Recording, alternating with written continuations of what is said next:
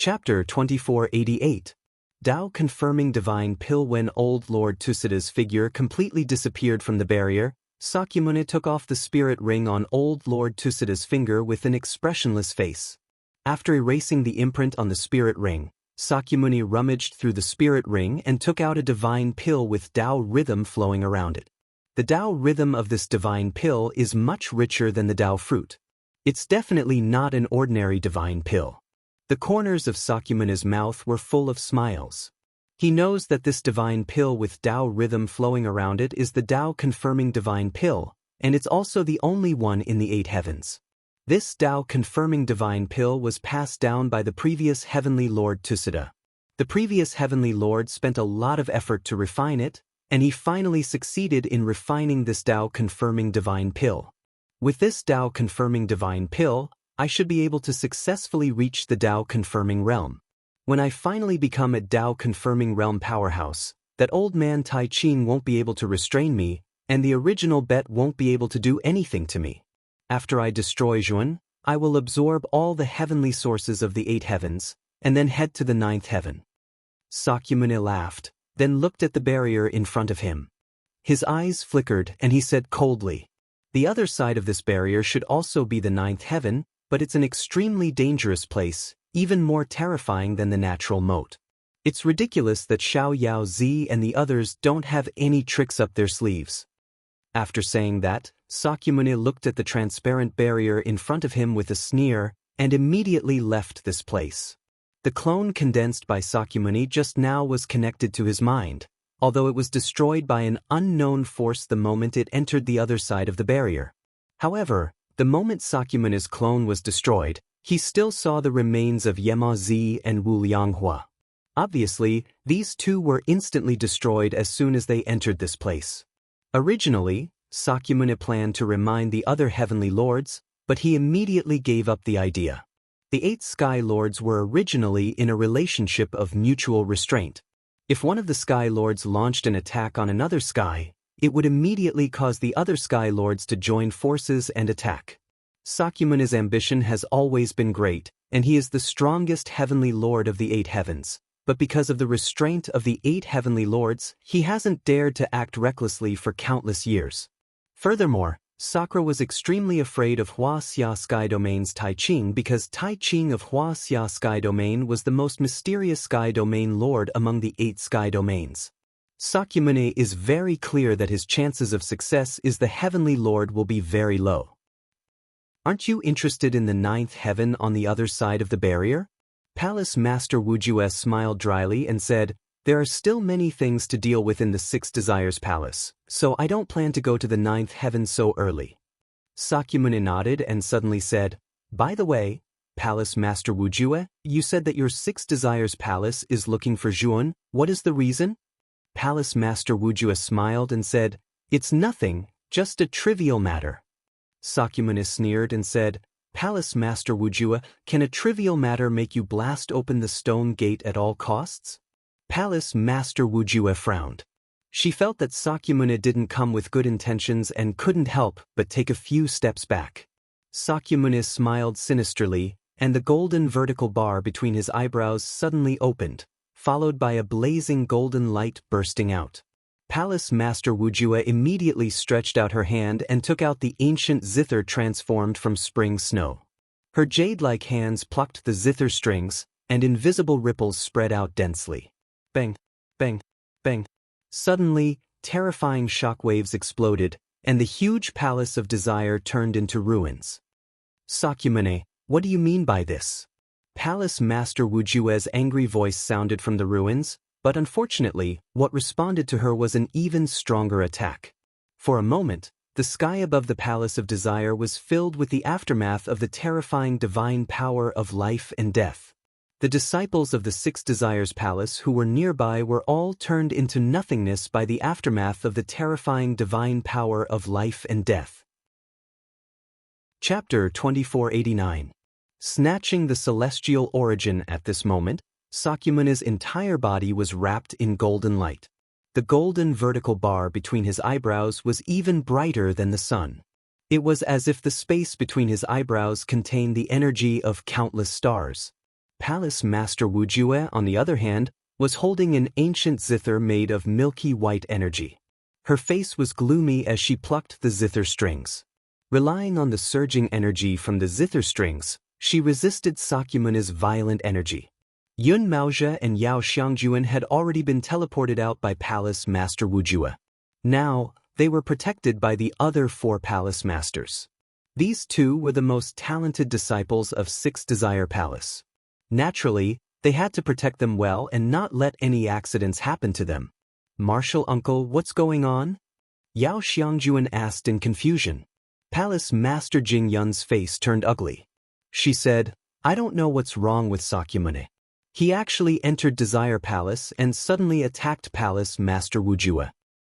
Sakyamuni? Yun Maozhe was shocked.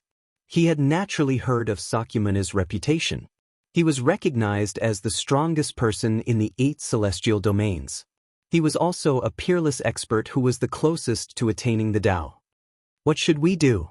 "Martial uncle," Yao Xiangjuan said worriedly. Palace Master Hua Ting gritted her teeth and said, "We can only act according to the situation. This Sakyamuni is too terrifying.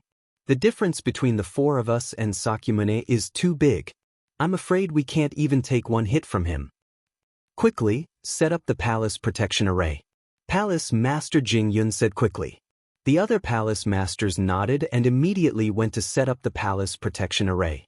When the palace protection array was finally set up, the battle between Palace Master Wujue and Sakyamuni had reached its climax. The power of each of their attacks could be described as earth-shattering. Seeing this scene, the disciples of 6 Desire Palace were shocked. They did not expect a battle between 2 extreme experts of the life and death realm to be so terrifying. "Sakyamuni, what do you want? If you have any requests, just say it. Why do you have to attack without saying anything?"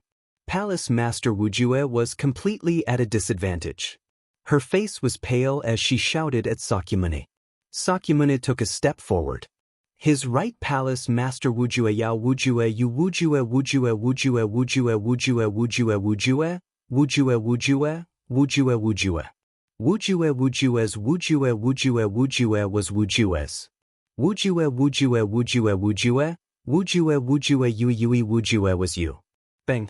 The golden light and the white light blended together and finally exploded.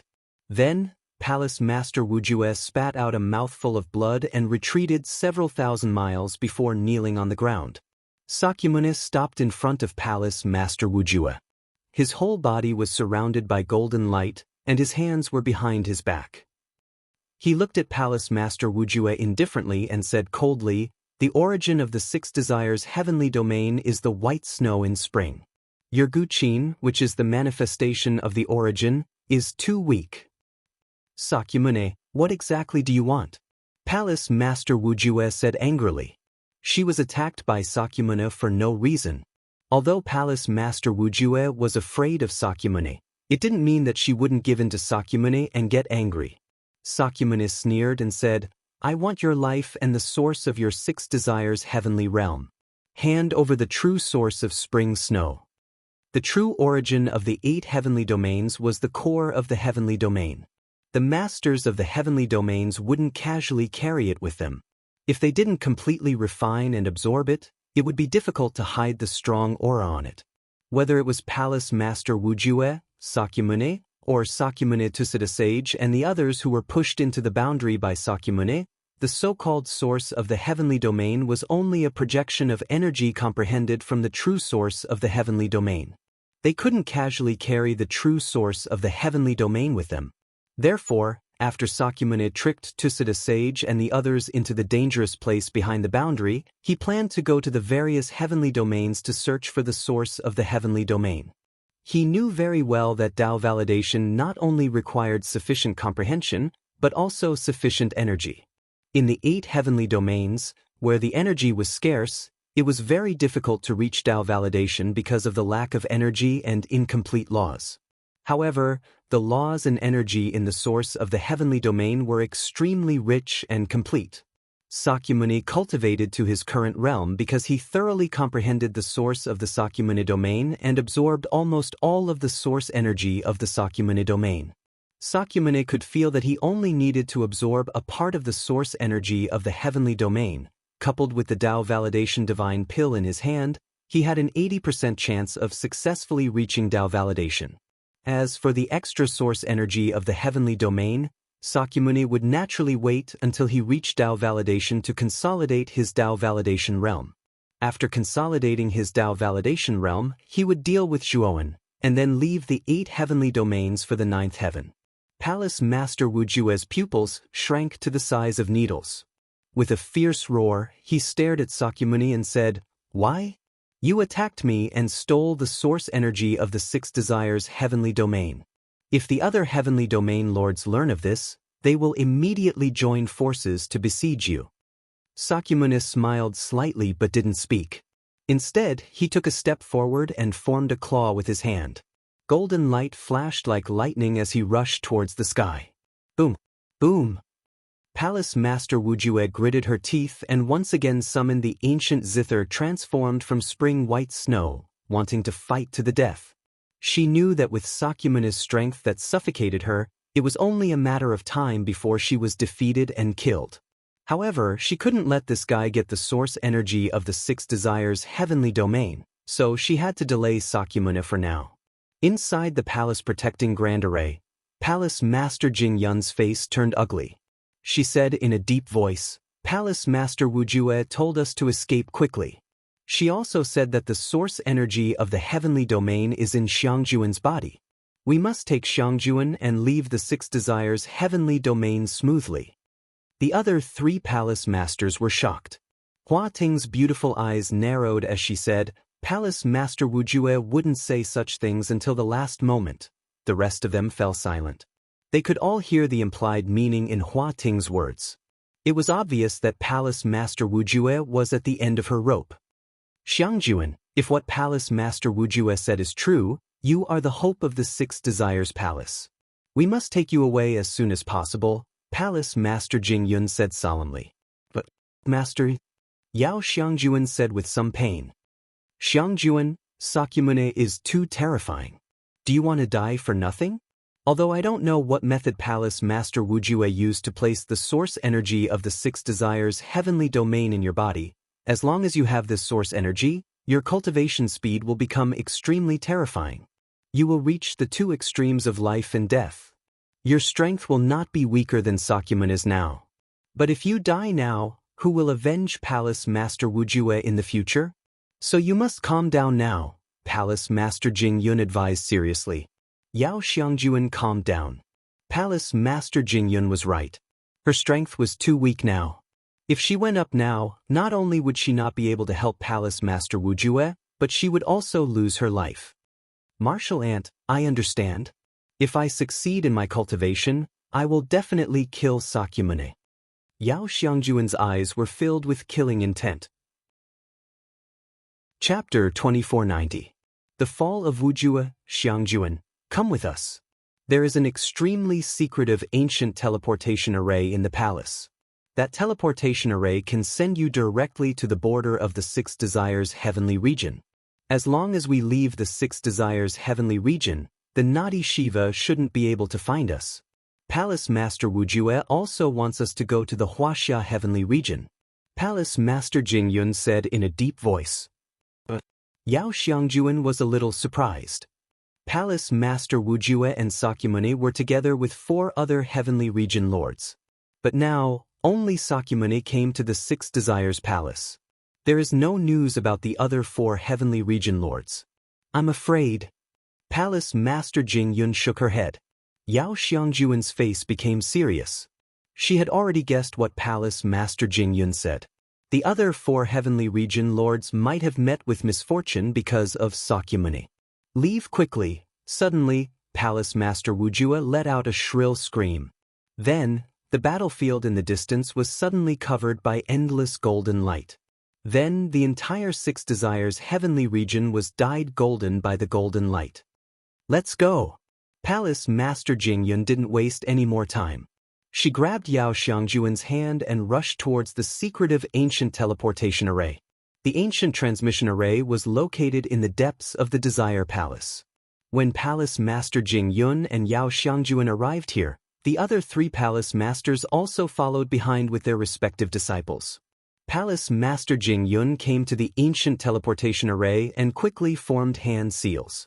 Then, the ancient teleportation array burst out with dense and complicated runes. Xiangjuan, go in quickly.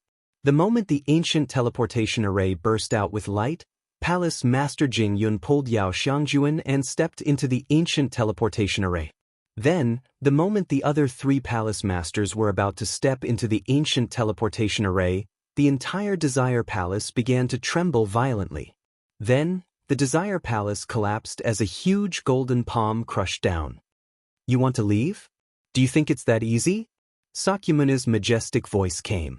The 3 palace masters and the elite disciples standing outside the ancient teleportation array, including Yun Maozhe, were all crushed into dust by the golden palm. Then, there was a terrifying ripple around the ancient teleportation array. It actually blocked the terrifying golden palm temporarily. You even set up a chain defense array on the teleportation array. But to me, it's nothing. Sakyamuni's go. Sakyamuni's voice came again.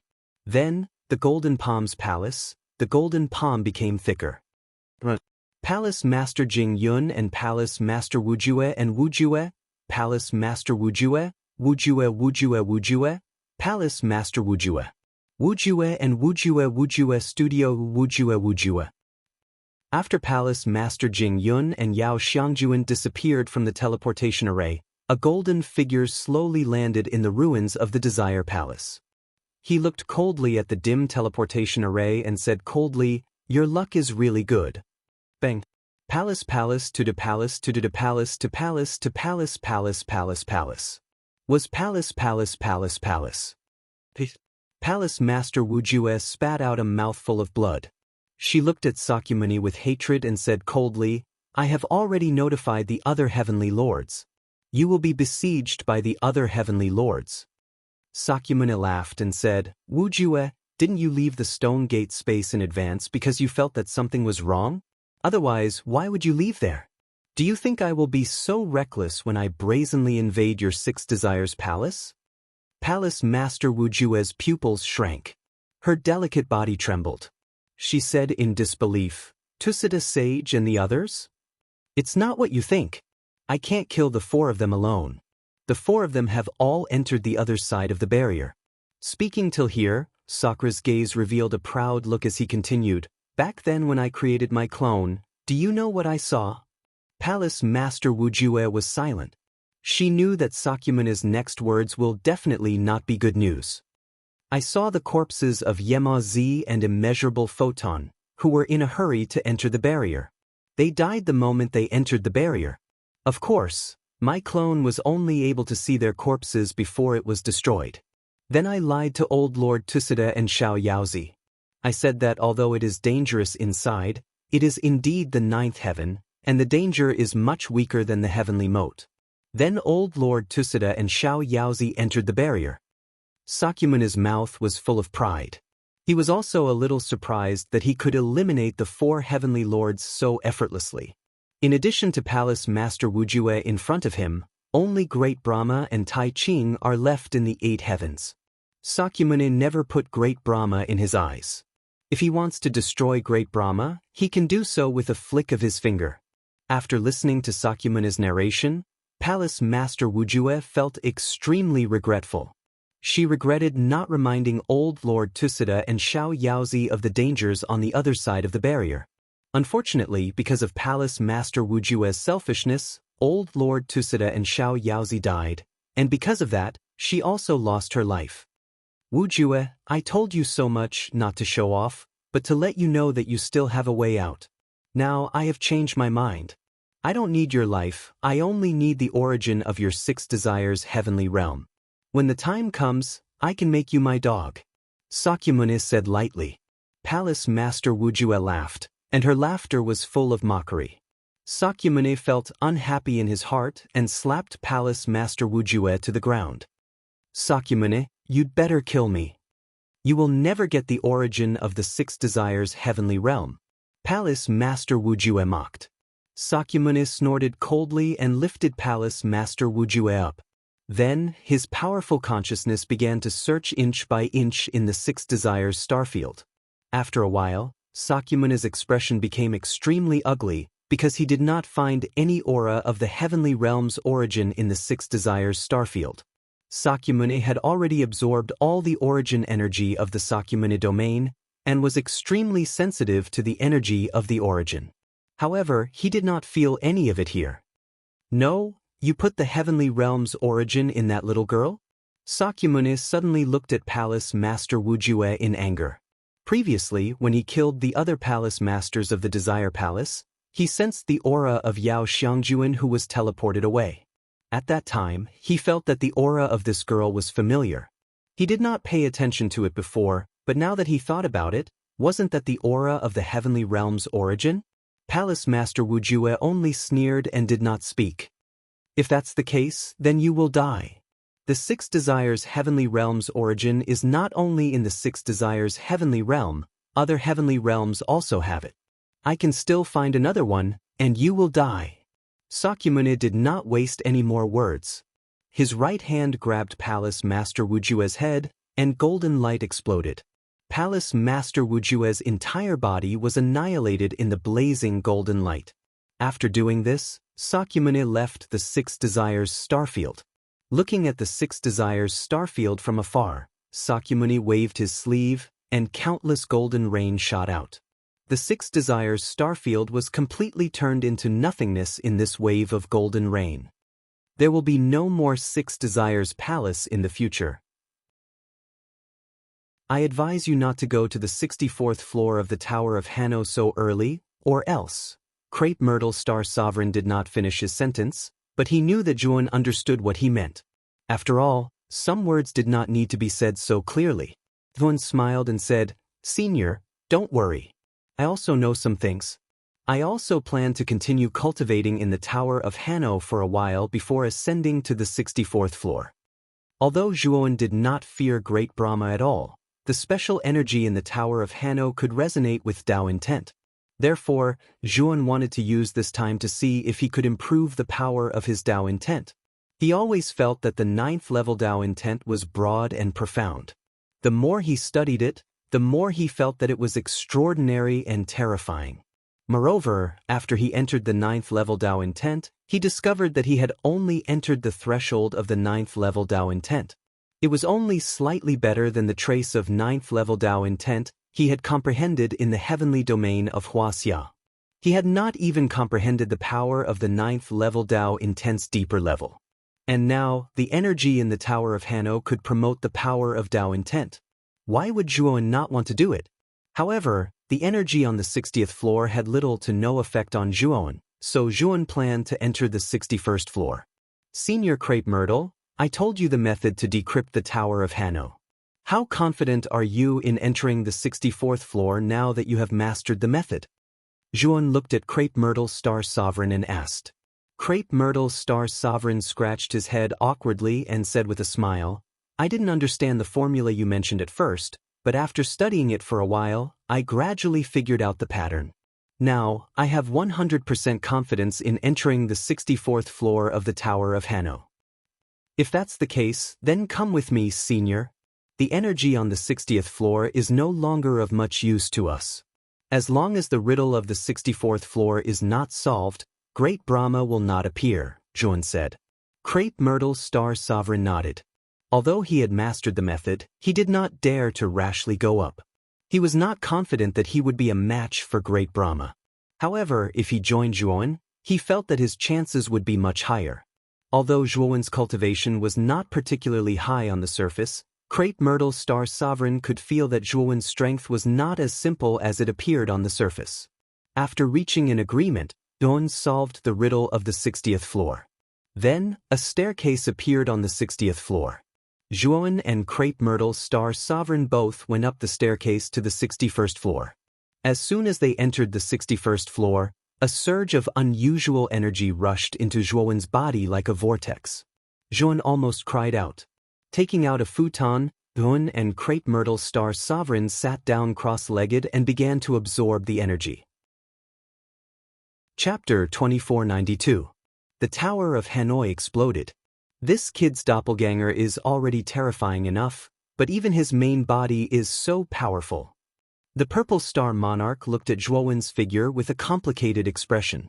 An enormous illusory heavenly bridge flew out of Zhuowen's body and floated in the air. Zhuowen's illusory heavenly bridge was much larger than an ordinary cultivator's. At this moment, 8 steps were already lit up, and the 9th step was still dim. Zhuowen stepped onto the 8th step with a single step. Soon after, he stepped onto the 9th step with a single step. In an instant, half of the 9th step was lit up, and Zhuowen's right foot stopped on the 9th step. The terrifying pressure suppressed Zhuowen, and he was sweating profusely. Zhuowen smiled bitterly and said, "The pressure of the 9th step is really terrifying. There's still a long way to go before I can completely break through the illusory heavenly 9 steps." With that, Zhuowen slowly jumped down the 9th step. At the same time, the black-clothed Zhuowen also slowly walked to his main body side. At this moment, the wind calamity aura on Zhuowen's body was much stronger than that of the Purple Star Monarch. In the past half a year, the black-clothed Zhuowen had been squandering the calamity crystal veins in his spirit ring without any regard for his life, and finally, he completely broke through.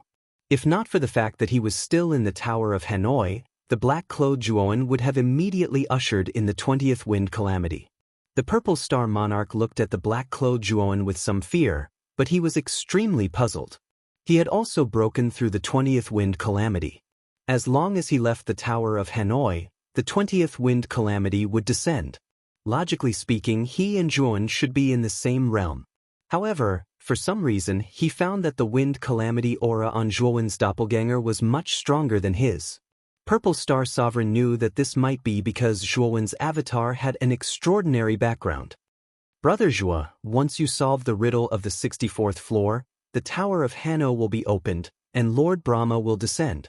As for what else will happen, I'm not too sure, so you must be careful. It's best to wait until your true body's cultivation reaches the life enlightenment realm," Crepe Myrtle Star Monarch said in a deep voice. Zhuowen smiled and shook his head. Crepe Myrtle Star's method was indeed the safest, but Crepe Myrtle Star did not understand Zhuowen. Of course, after spending some time with Zhuowen, Crepe Myrtle Star gradually discovered that Zhuowen's strength was beyond his expectations. Therefore, he no longer addressed Zhuowen as his junior, but as his peer. "Brother Crepe Myrtle, I don't know how long it will take for me to reach the life enlightenment realm. Unless it's a heaven-defying opportunity, it's impossible." Zhuowen shook his head. Crepe Myrtle Star Sovereign nodded in agreement.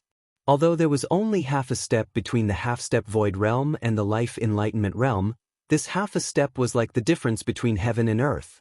Once he crossed it, it would be a qualitative leap. Moreover, Yun was not an ordinary cultivator. It was many times more difficult for him to reach the life enlightenment realm than other cultivators. Therefore, it would be too long for him to cultivate to the life enlightenment realm step by step. Zhuowen could not continue to stay in the Tower of Hanoi for so long. "Let's solve the riddle now.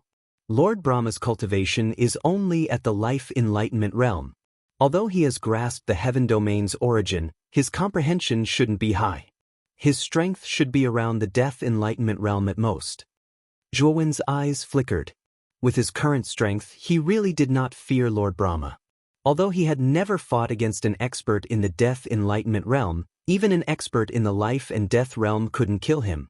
How could he be afraid of Lord Brahma, who was only in the death enlightenment realm? Crepe Myrtle Star Sovereign originally wanted to persuade Zhuowen again, but seeing how determined he was, he did not say anything. He knew that with Zhuowen's personality, once he decided on something, there was no turning back. Zhuowen came to the red sandalwood table in front of the 60th floor. There were still 3 thin needles on the table, and on the needles were several inches large golden discs. In front of the needles was a piece of transparent paper. The purpose of this paper was to facilitate the trial takers in the Tower of Hanoi to write down the correct answer and then complete the trial on the corresponding floor. Zhuowen slowly wrote down the final answer. Then, he felt the entire Tower of Hanoi begin to tremble. Bang bang bang. A dense commotion sounded from the bottom of the Tower of Hanoi. "What's going on?" Crepe Myrtle Star Sovereign was a little bewildered. Zhuowen's eyes narrowed slightly. He also had some doubts in his heart. He did not expect such a situation to occur after solving the final riddle of the Tower of Hanno. At this moment, the cultivators in the Great Brahma Sky Palace and the surrounding cultivators were all alarmed. All the cultivators raised their heads to look at the Tower of Hanno that towered into the starry sky. They found that the Tower of Hanno began to explode layer by layer starting from the bottom. The Tower of Hanno was originally a huge tower formed by 64 huge golden discs stacked together. From the bottom of the tower, it was a golden disc. Now, the golden discs began to self-destruct from the bottom of the Tower of Hanno. The golden light that burst out was even more terrifying than the blazing sun. The golden discs continued to explode, and the entire Great Brahma Sky domain was covered in blazing golden light. The cold and dark starry sky of the Great Brahma Sky domain was completely covered in golden light. Countless forces and cultivators in the Great Brahma Sky domain were all attracted by this golden light. On the Heavenly Demon Island, a black-robed Magatama floated above the Heavenly Demon Island. His gaze was grave as he looked in the direction of the Great Brahma Sky Palace. That was the source of the golden light. "Father, what's going on?" Mose landed beside Magatama and looked in the direction of the Great Brahma Sky Palace in confusion. Yushan stood behind Mose and also looked in the direction of the Great Brahma Sky Palace in confusion. Magatama shook his head and said with a grave expression, "I'm not sure either. But this golden light seems to be related to the Tower of Hanno." The Tower of Hanno? Could it be related to Brother Zhua? Mose trembled all over and a sharp light flashed across his eyes. Magatama nodded and said, "It's very likely. If it's really Zhuon, I'm afraid he's in a very bad situation. The Tower of Hanno is a trap for Zhuon." "Then what should we do?" Mose asked anxiously. "Let's go and take a look. However, the two of you can't be impulsive.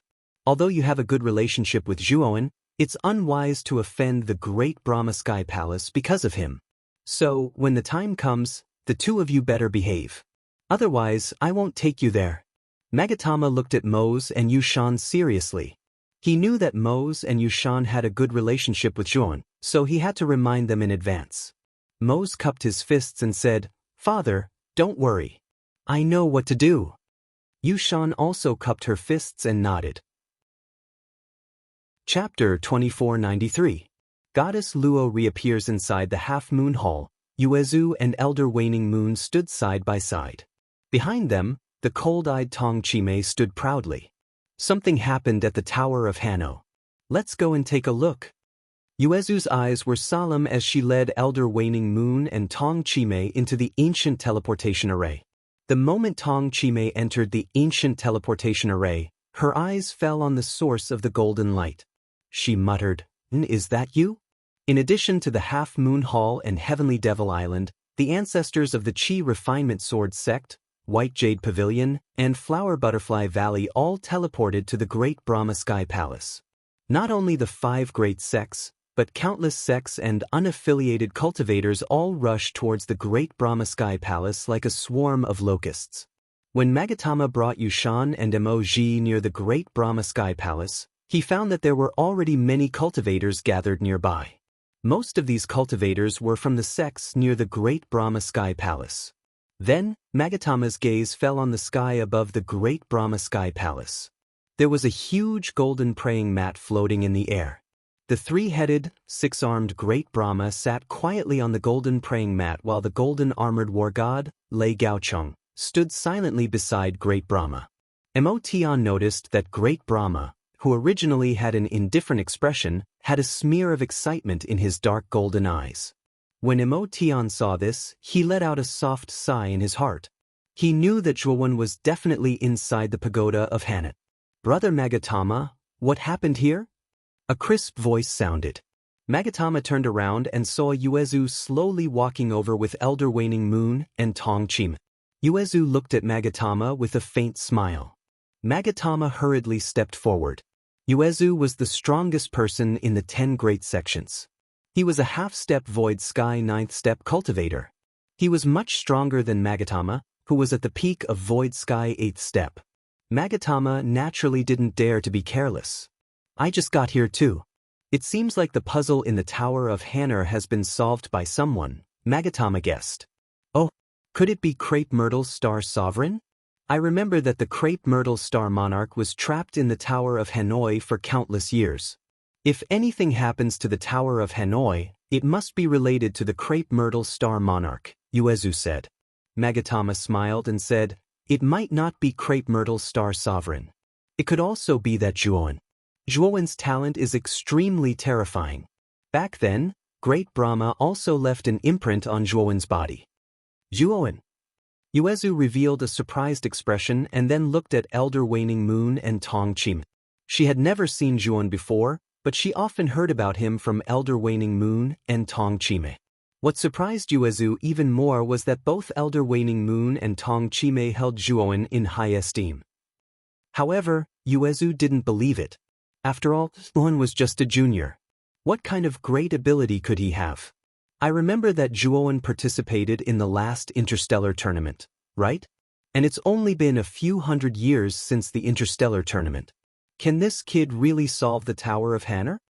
Uezu said doubtfully. Magatama smiled bitterly and said, this is just a guess. It's very likely that it's Crepe Myrtle's Star Sovereign. However, whether it's Zhuowen or Crepe Myrtle's Star Sovereign, I'm afraid that their fates won't be any better. Uezu fell silent. In fact, the ancestors of the 10 great sects all knew about the secret of the Tower of Hanner. However, because Great Brahma was the sole leader, although they were very dissatisfied, they didn't dare to rebel against Great Brahma. Little did they know that the brilliant Luo Shen had also been destroyed by Great Brahma. Their talent and strength were far inferior to Luo Shen's. What could they use to rebel against Great Brahma? Therefore, they could only silently endure it and turn a blind eye to it. At this moment, there were only 4 golden discs left in the Tower of Hanner. The speed at which these 4 golden discs were exploding had greatly decreased. However, the terrifying energy produced by each explosion was much more terrifying than the previous 60 explosions. On the 64th floor, Zhuowen's expression was extremely ugly. He found that he had fallen into Great Brahma's trap. Great Brahma didn't plan to fight him at all. Instead, he used the method of destroying the Tower of Hanner to destroy any living beings in the Tower of Hanner. That damn Great Brahma. This was his plan from the beginning. Crepe Myrtle's Star Sovereign cursed. Zhuowen took a deep breath, then looked at Crepe Myrtle's Star Sovereign and said, Brother Crepe Myrtle, do you believe me? Crepe Myrtle's Star Sovereign was stunned and looked at Zhuowen in confusion. If Brother Crepe Myrtle's Star Sovereign believes me, then enter the Tsong Lan's secret realm. I, Zhuowen, will definitely risk my life to protect your life, Zhuowen said seriously. Crepe Myrtle's Star Sovereign hesitated for a moment, then immediately agreed. Brother Zhuo, Crepe Myrtle's Star Sovereign's life is in your hands. I believe you. Thank you. Zhuowen nodded and immediately put Crepe Myrtle's Star Sovereign into the Tsong Lan's secret realm. Then he raised his head with a solemn expression. Waves of purple spread out, then the purple gradually thickened and turned into purple mist. The purple mist instantly enveloped the entire 64th floor. Then, the purple mist began to solidify, forming purple ice crystals. The ice crystals gradually thickened and became hazy. My lord, that Jun and Crepe Myrtle's Star Sovereign should be dead for sure.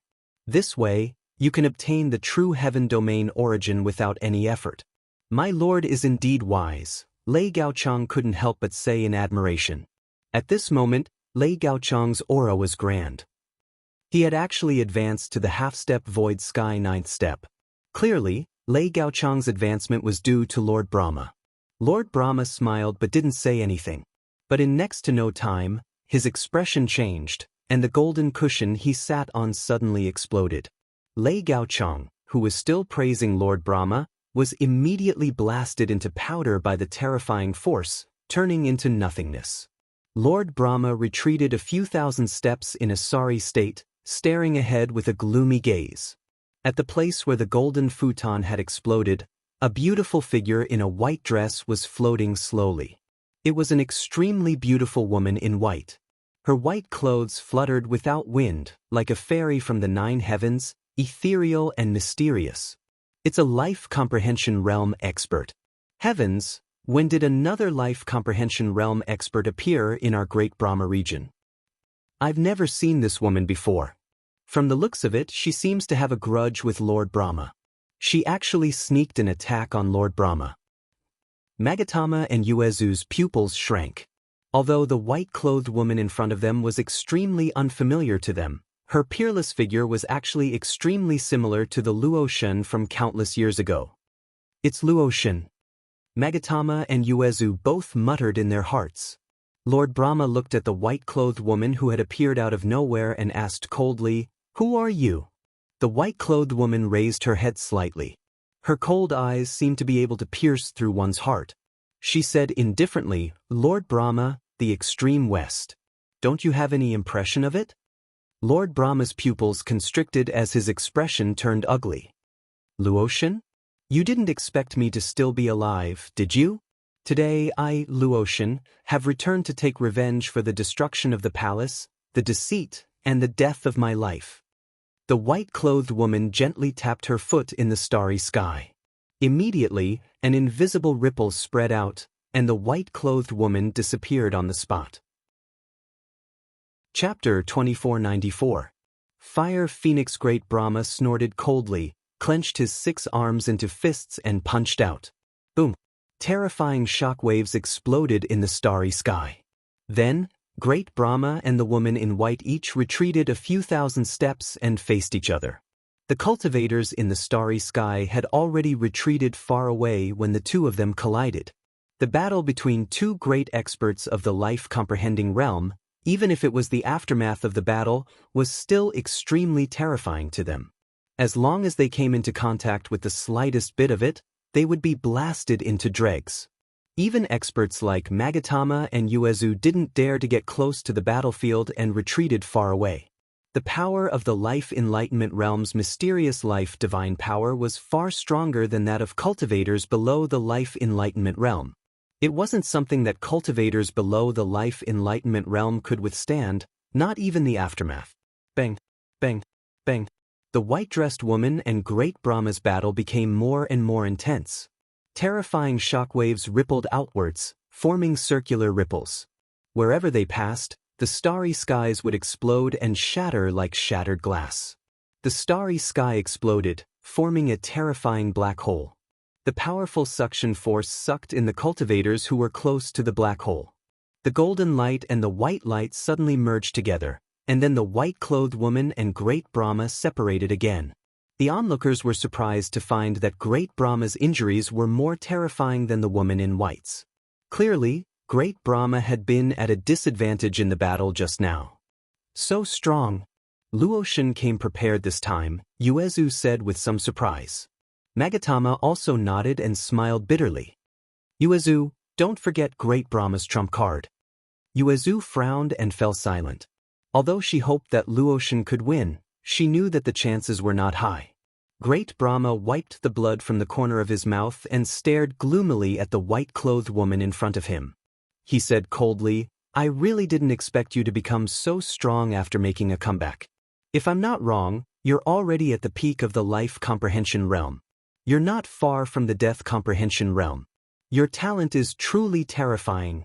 The woman in white stood in the starry sky like a flawless white lotus. There was no enmity between us back then, and we could have even worked together to develop the Great Brahma domain. However, you were too selfish and couldn't see others doing well. You saw me advance to the Life Enlightenment realm, but you didn't want to develop together. Instead, you were afraid that I would threaten your position. You deserved to be discriminated against by the other lords. The woman in white ridiculed Great Brahma mercilessly. Back then, she had been ambushed and killed by Great Brahma for no reason. Furthermore, the Luoshan palace had been destroyed. Luoshan herself was the most depressed. Great Brahma's expression was somewhat ugly. Great Brahma was naturally displeased to be exposed like this by Luoshan. Luoshan, although your cultivation has improved and reached the peak of the life comprehension realm, do you think you are my opponent with just this little bit of cultivation? Great Brahma domain, Great Brahma above, Great Brahmas, Brahma domain. This power became more and more turbulent, more and more surging. Then, great Brahma's 30-foot body began to slowly expand. 10 feet, 100 feet, 1,000 feet, until 100,000 feet. At this moment, great Brahma appeared extremely huge and eye-catching in the starry sky. Luotian was like an insignificant ant standing in front of great Brahma at this moment. Especially at this moment, the aura on great Brahma's body caused the hearts of many cultivators present to palpitate. How terrifying! Great Brahma domain's aura has surpassed the life enlightenment realm, right?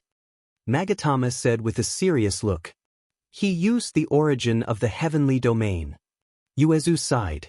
Uezu knew that once great Brahma domain used the origin of the heavenly domain, Luotian wouldn't be great Brahma domain's match unless she broke through the death enlightenment realm. Luotian's gaze turned serious. She knew about the origin of the heavenly domain. She came prepared this time. This body has a trace of the Phoenix bloodline. The Phoenix is a powerful race on par with the Dragon Clan. Moreover, the Phoenix is rarer than the Dragon Clan, and its power is even more terrifying. All these years, other than recovering my strength, I've also been developing the Phoenix bloodline in this body. It's time to put it to use. Luotian muttered to herself.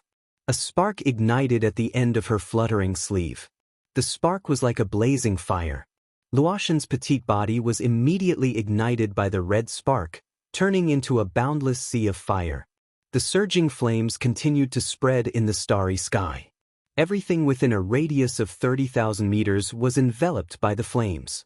Afterwards, the invading flames began to slowly transform, forming a terrifying fire phoenix that was 30,000 meters tall.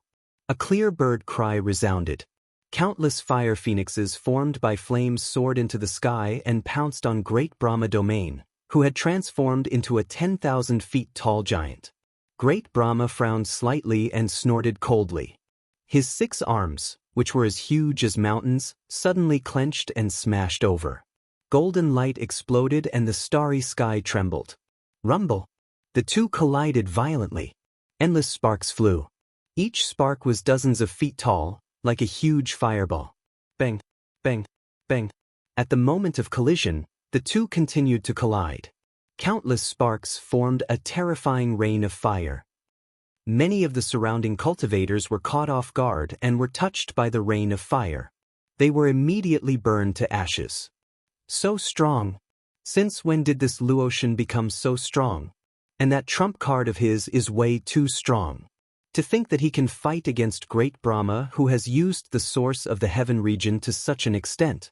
Truly terrifying. Great Brahma domain's face turned ugly. He realized that even if he used the origin power of the heavenly domain, he still couldn't take down Luotian. Moreover, the trump card that Luotian showed really shocked him. It was too terrifying. I'll kill you today. Great Brahma domain snorted coldly. His 6 hands formed seals. The remaining gilded discs from the 61st to 64th floor of the Tower of Hanno trembled. Immediately, the gilded discs from the 61st to 63rd floor flew out and floated above Great Brahma domain's head. However, the gilded discs from the 64th floor remained motionless. Great Brahma domain was startled. However, with the enemy before him, he didn't think too much. He grabbed one of the gilded discs and threw it at the fire phoenix. The moment the gilded discs landed in front of the fire phoenix, a terrifying power erupted from the gilded discs. Then it exploded. Terrifying golden energy poured out and covered the fire phoenix. Suddenly, the fire phoenix let out a painful cry. It flapped its wings and a powerful airflow swept out. It intended to disperse the golden energy produced by the explosion of the gilded discs. Chapter 2495. Purple Star Monarch makes a move. The 2 gilded discs exploded again. The terrifying golden light completely covered the figure of the fire phoenix, and the fire phoenix let out an even more miserable cry. The explosion of the 3 gilded discs lasted for an hour before it gradually subsided. The golden light faded and the fire phoenix was no longer there. Instead, it was Luotian who was half kneeling in the starry sky. There were scattered flames around Luotian. These flames formed a layer of gauze that covered her body, preventing her from being completely annihilated by the terrifying explosion. Pucci. Luotian's face was pale as she spat out a mouthful of blood. Her beautiful eyes were filled with despair. Qin Shui, I'm sorry. I never thought that even using the Phoenix bloodline would fail. Luotian's eyes revealed an apologetic look. Over the years, she had attached a trace of her soul to Mu Qinshue's sea of consciousness. She had no ill intentions, she just wanted to seek revenge from Great Brahma. As long as she had her revenge, Luotian would redeem herself and would not harm Mu Qinshui in the slightest. But now, Luotian had miscalculated. She had come here just as Zhuan had solved the final puzzle of the Tower of Hanno and completely opened it. And Great Brahma had relied on the power of the explosion of the Tower of Hanno to completely suppress the power of the Phoenix bloodline that Luotian had unleashed. If Luotian had not come for revenge at such a coincidental time, she might have succeeded. Unfortunately, Luotian had chosen the wrong time. In the sea of consciousness, Mu Qinshui's soul fell silent. She sighed softly and said, I'm someone who has already died once. It's just that I can't accept it.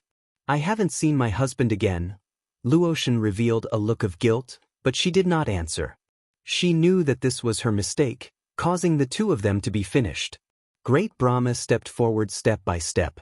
A giant palm grabbed Luotian in the palm of his hand. The three giant heads looked at Luotian in his hand and said, Luotian, if the Tower of Hanno hadn't been opened today, I might not have been your match. Unfortunately, your luck is too bad. You actually chose today to seek revenge. The heavens are really helping me. Great Brahma laughed complacently, but the killing intent in his eyes intensified. Luotian had always been a big worry in his heart. Back then, he thought that Luotian had been completely destroyed by him. Even if he hadn't, it was almost impossible for Luotian to make a comeback. However, he had never expected that not only had Luotian made a comeback, but she had also improved even further. Her strength had actually reached such a level. Now, Great Brahma only wanted to eliminate this future threat as soon as possible. Luotian's eyes were filled with disappointment. She had indeed miscalculated this time. She actually chose to appear at this time to take revenge on Great Brahma. Luotian, you can go in peace. This time, I will wipe out your physical body, soul, and sea of consciousness. Let's see if you can still make a comeback in the future. Great Brahma revealed a ferocious expression as he pinched Luotian's arm. Golden light exploded as terrifying energy poured into Luotian's delicate body, wanting to completely destroy Luotian's frail body. Moreover, this power was not only aimed at the physical body, but also at the deeper levels of the soul and the sea of consciousness. The intense pain caused Luotian to involuntarily look up to the sky and cry out in pain. As for Great Brahma, he let out a triumphant laugh. Bang! However, Great Brahma's smile only lasted for a moment before it completely stiffened. Because the arm that was holding Luotian was separated from his body in an instant, and then it was violently thrown away. Boom! The last remaining gilded disc in the Tower of Hanno finally exploded at this moment. However, the moment the exploding golden light was about to spread out, it was completely enveloped by a powerful purple force. Then, under the dumbfounded gazes of everyone, the terrifying explosive energy produced by the gilded disc's self-destruction was completely shrunk into an indiscernible black spot under the purple force. Great Brahma's body stiffened. After his arm was blasted away by a mysterious force, he originally intended to take back the severed arm. But soon he felt a terrifying aura firmly locked onto him. This aura contained peerless killing intent, cold and terrifying, causing Great Brahma to not dare to move at all. Because he knew very well that once he took back the severed arm, the owner of this aura would mercilessly kill him. Who are you? Great Brahma looked in front of him with an ugly expression because after the gilded disc exploded, it was wrapped in a layer of purple mist. He could not see the true face of the person in the purple mist at all. However, Great Brahma had a guess in his heart. He knew that this purple mist was either Zhuan or Crepe Myrtle Star. It can't be Crepe Myrtle Star, right? The surrounding cultivators were in an uproar. Everyone in Great Brahma knew that Crepe Myrtle Star was trapped in the Tower of Hanno. Now that the Tower of Hanno had shattered and such a strange figure had appeared, it was obvious that there was no one else but Crepe Myrtle Star. After the uproar from the crowd, a figure suddenly rushed out of the purple mist and rapidly rushed towards Great Brahma.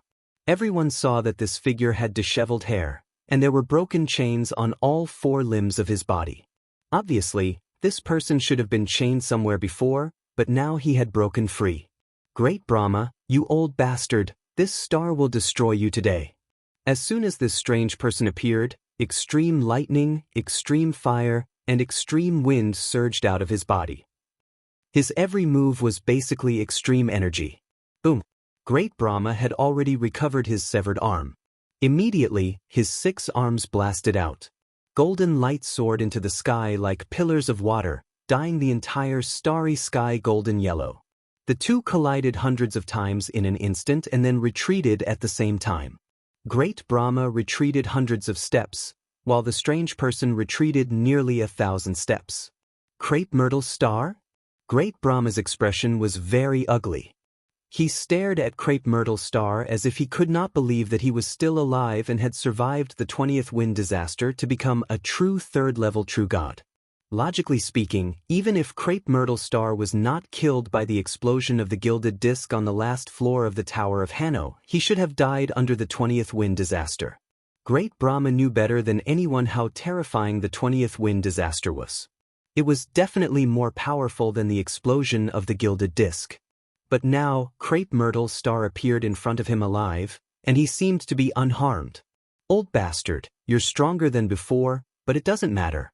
I have plenty of energy. Today, I must take you down. Crepe Myrtle Star did not care that he was at a disadvantage in the battle just now. He had just reached the 3rd level and did not have good control of the power of the 3rd level. Chapter 2496. Head on your neck, Fagin. Before Great Brahma could react, Purple Star Sovereign's extreme Tao power spread throughout his body and attacked Great Brahma again. Great Brahma wanted to ask where Zhuoan had gone, but unfortunately, Purple Star Sovereign didn't give him a chance to ask.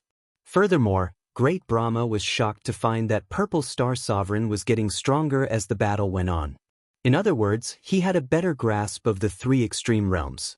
Great Brahma had no choice but to take him seriously. As for Zhuoan, he had long forgotten about him. It's actually Purple Star Sovereign. I really didn't expect him to advance to the 3 extreme realms. He's so powerful. This time, Great Brahma has really shot himself in the foot. He thought that he could use Crepe Myrtle Star Lord, but he never expected that he would succeed. After everyone recognized Purple Star Sovereign, an uproar broke out like a tide. Where's Zhuoan? Magatama whispered with a frown. Tong Chime, who was standing behind Waning Moon, stared at the purple mist in the distant starry sky. She felt that there was another figure in the purple mist. Although her consciousness was basically blocked by the purple mist, she had a feeling that there was another person in the purple mist, and it was very likely that it was Zhuoan. Luo Shen struggled out of the broken hand and looked gratefully at Purple Star Sovereign, who was fighting Great Brahma in the distance. Although she didn't know Purple Star Sovereign, he had saved her. She would remember this kindness in her heart. Although this person has advanced to the 3 extreme realms, I'm afraid he can't kill Great Brahma. I'm also seriously injured. I'm afraid I can't kill Great Brahma today. I can only wait for an opportunity in the future. Luo Shen planned to leave the starry sky. However, she soon discovered that the mysterious purple mist not far away had actually stretched out a large purple hand and pinched her. Luo Shen activated the mysterious life divine power in her body but found that she couldn't break free from the terrifying purple hand. Then, the purple hand pulled her into the purple mist. Within the purple mist, there was a rather large space. In the center of the space, there was a cattail hassock. On the cattail hassock, a slender young man in white sat cross-legged. Behind the white-robed young man stood a black-robed young man. At that moment, the black-robed young man was surrounded by extremely terrifying extreme energy. Furthermore, his extreme energy was much more terrifying than Myrtle Star Starlords from before.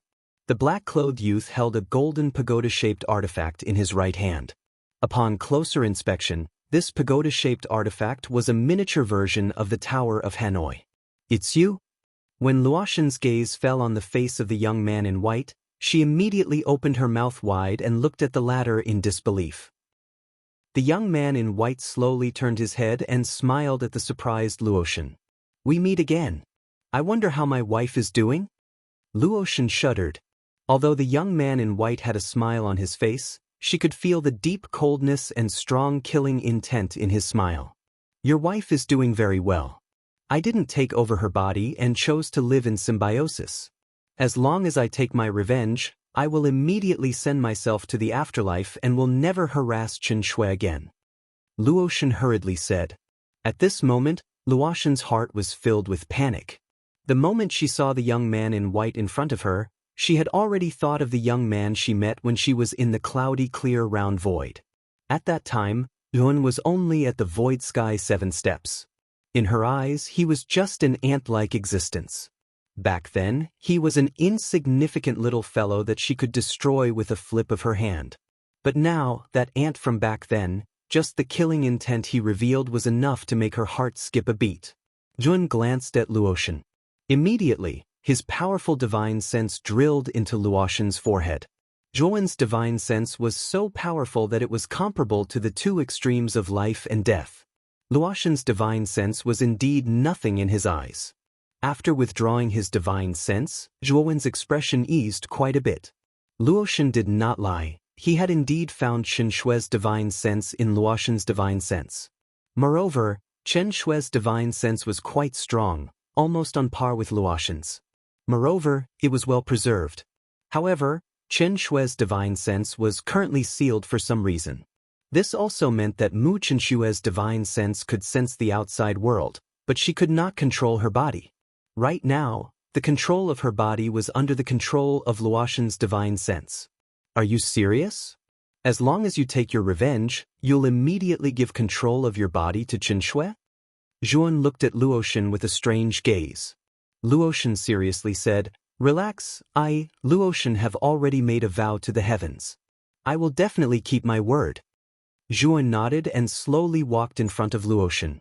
He reached out to gently stroke her soft hair and said in a gentle voice, "Chen Shui, as long as you can return, I will cut off Great Brahma's head for you." As soon as he finished speaking, Yuan stomped his foot, causing the surrounding violet mist to suddenly surge.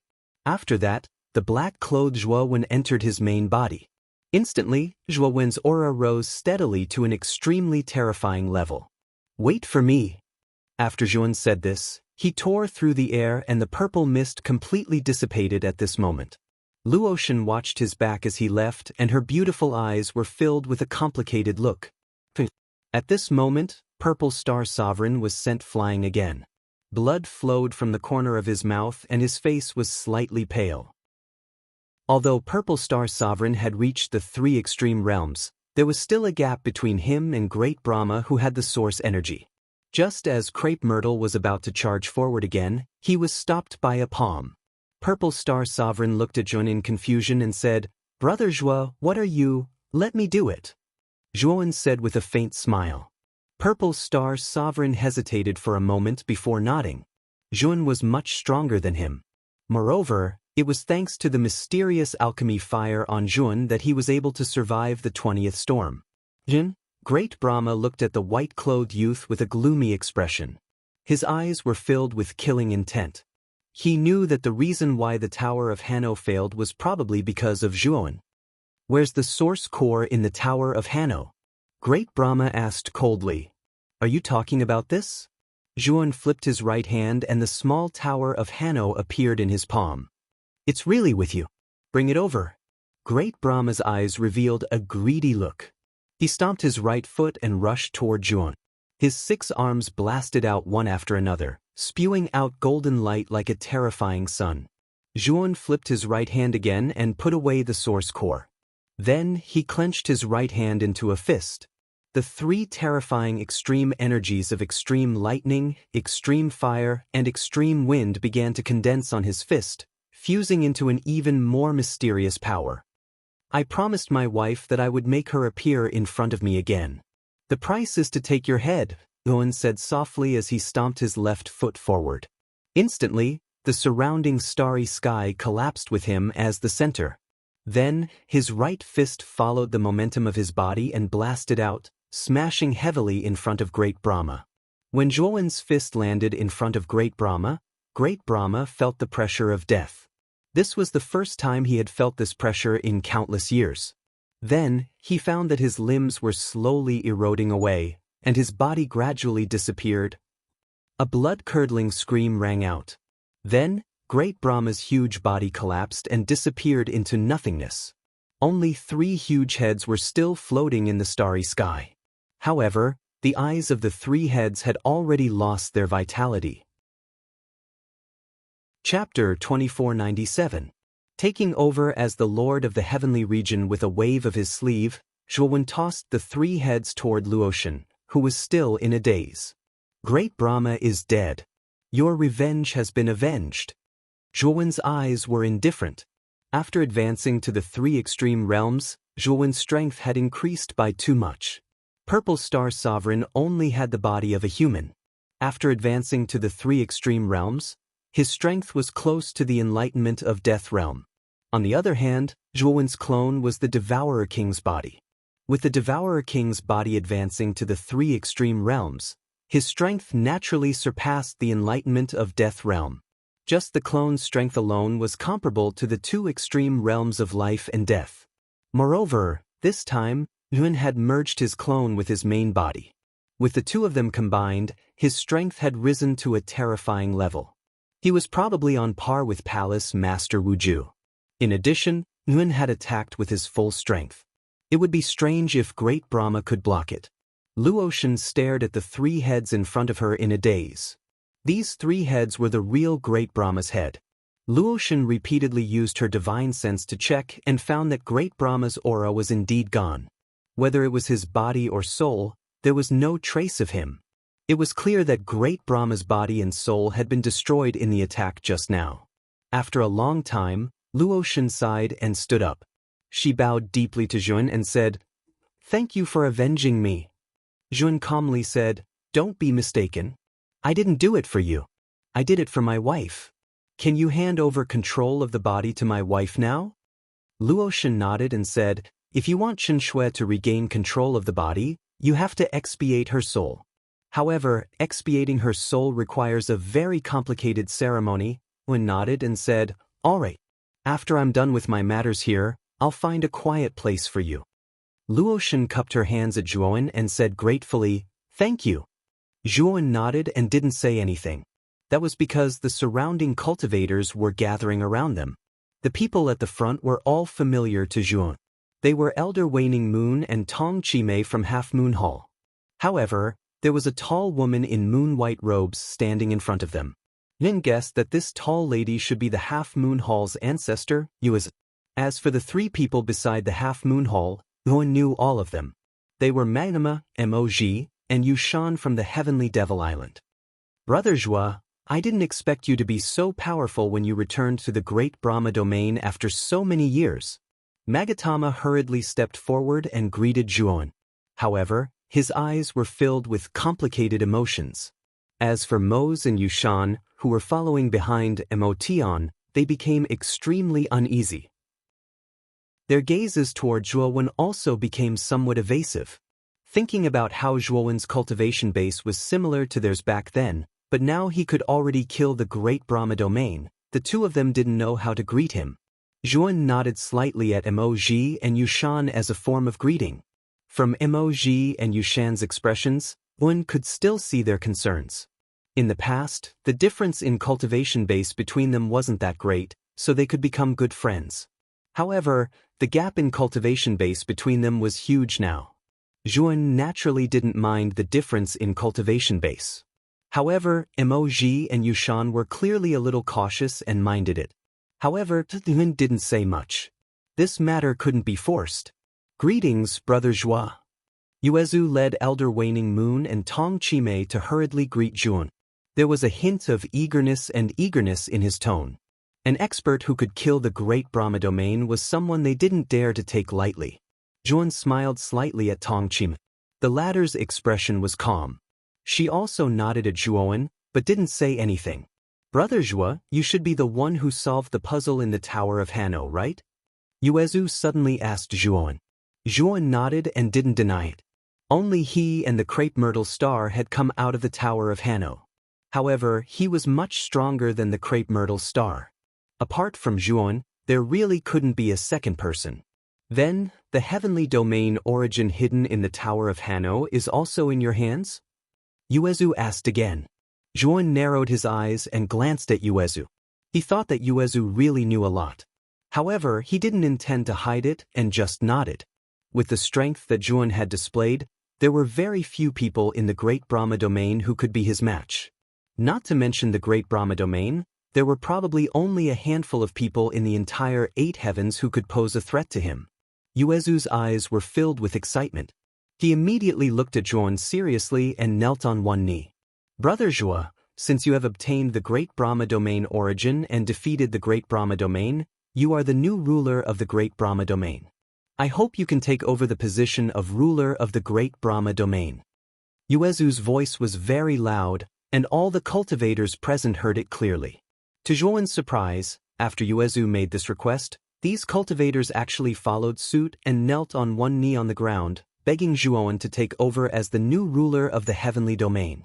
Zhuan, the Great Brahma domain is the weakest of the 8 great heavens domains.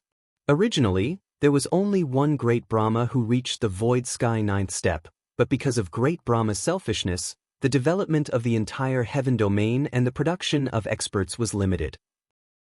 Now that you have killed the Great Brahma domain, the Great Brahma domain cannot be without a ruler, Magatama also hurriedly said. Zhuan frowned and said, I am not a cultivator of the Great Brahma domain. It is not appropriate for me to take over as the ruler of the heavenly domain. Brother Magatama or Yuezu are both good candidates. It may not necessarily be me. Yuezu shook his head and said, Tun, you may not know, but only a cultivator who has reached the 9 steps void sky is qualified to take over as the ruler of the heavenly domain. Otherwise, the entire heavenly domain will be discriminated against by the other heavens and be bullied by the cultivators of the other heavens. The ruler of the heavenly domain is the symbol of every heavenly domain. If the cultivation of the ruler of the heavenly domain is very low, the cultivators of the entire heavenly domain will not be able to raise their heads. At this point, Yuezu looked at Zhuan and said sincerely, originally, the cultivation of the Great Brahma domain was the lowest among the rulers of the 8 heavens. Now, if the chosen ruler of the heavenly domain is not even at the 9 steps void sky, the Great Brahma domain will really exist in name only. The moon ancestor's words immediately caused the rest of the cultivators to agree. Thinking of the powerful strength that Zhuan had just displayed, many of the cultivators present were already very convinced of Zhuan. They couldn't wait for Zhuan to take over as the lord of the heavenly region of the Great Brahma domain. Zhuan pondered for a moment and finally decided to agree. He still needed to understand the secrets of the 8 heavens, so he had to search for the Great Brahma palace. He had killed the Great Brahma domain and did not agree to become the ruler of the Great Brahma domain. If he forcibly searched for the Great Brahma palace, it would probably attract the opposition of the other cultivators. Chapter 2498. Self-Transcendence. After Zhuan agreed to take over as the lord of the Great Brahma domain, the surrounding cultivators cheered.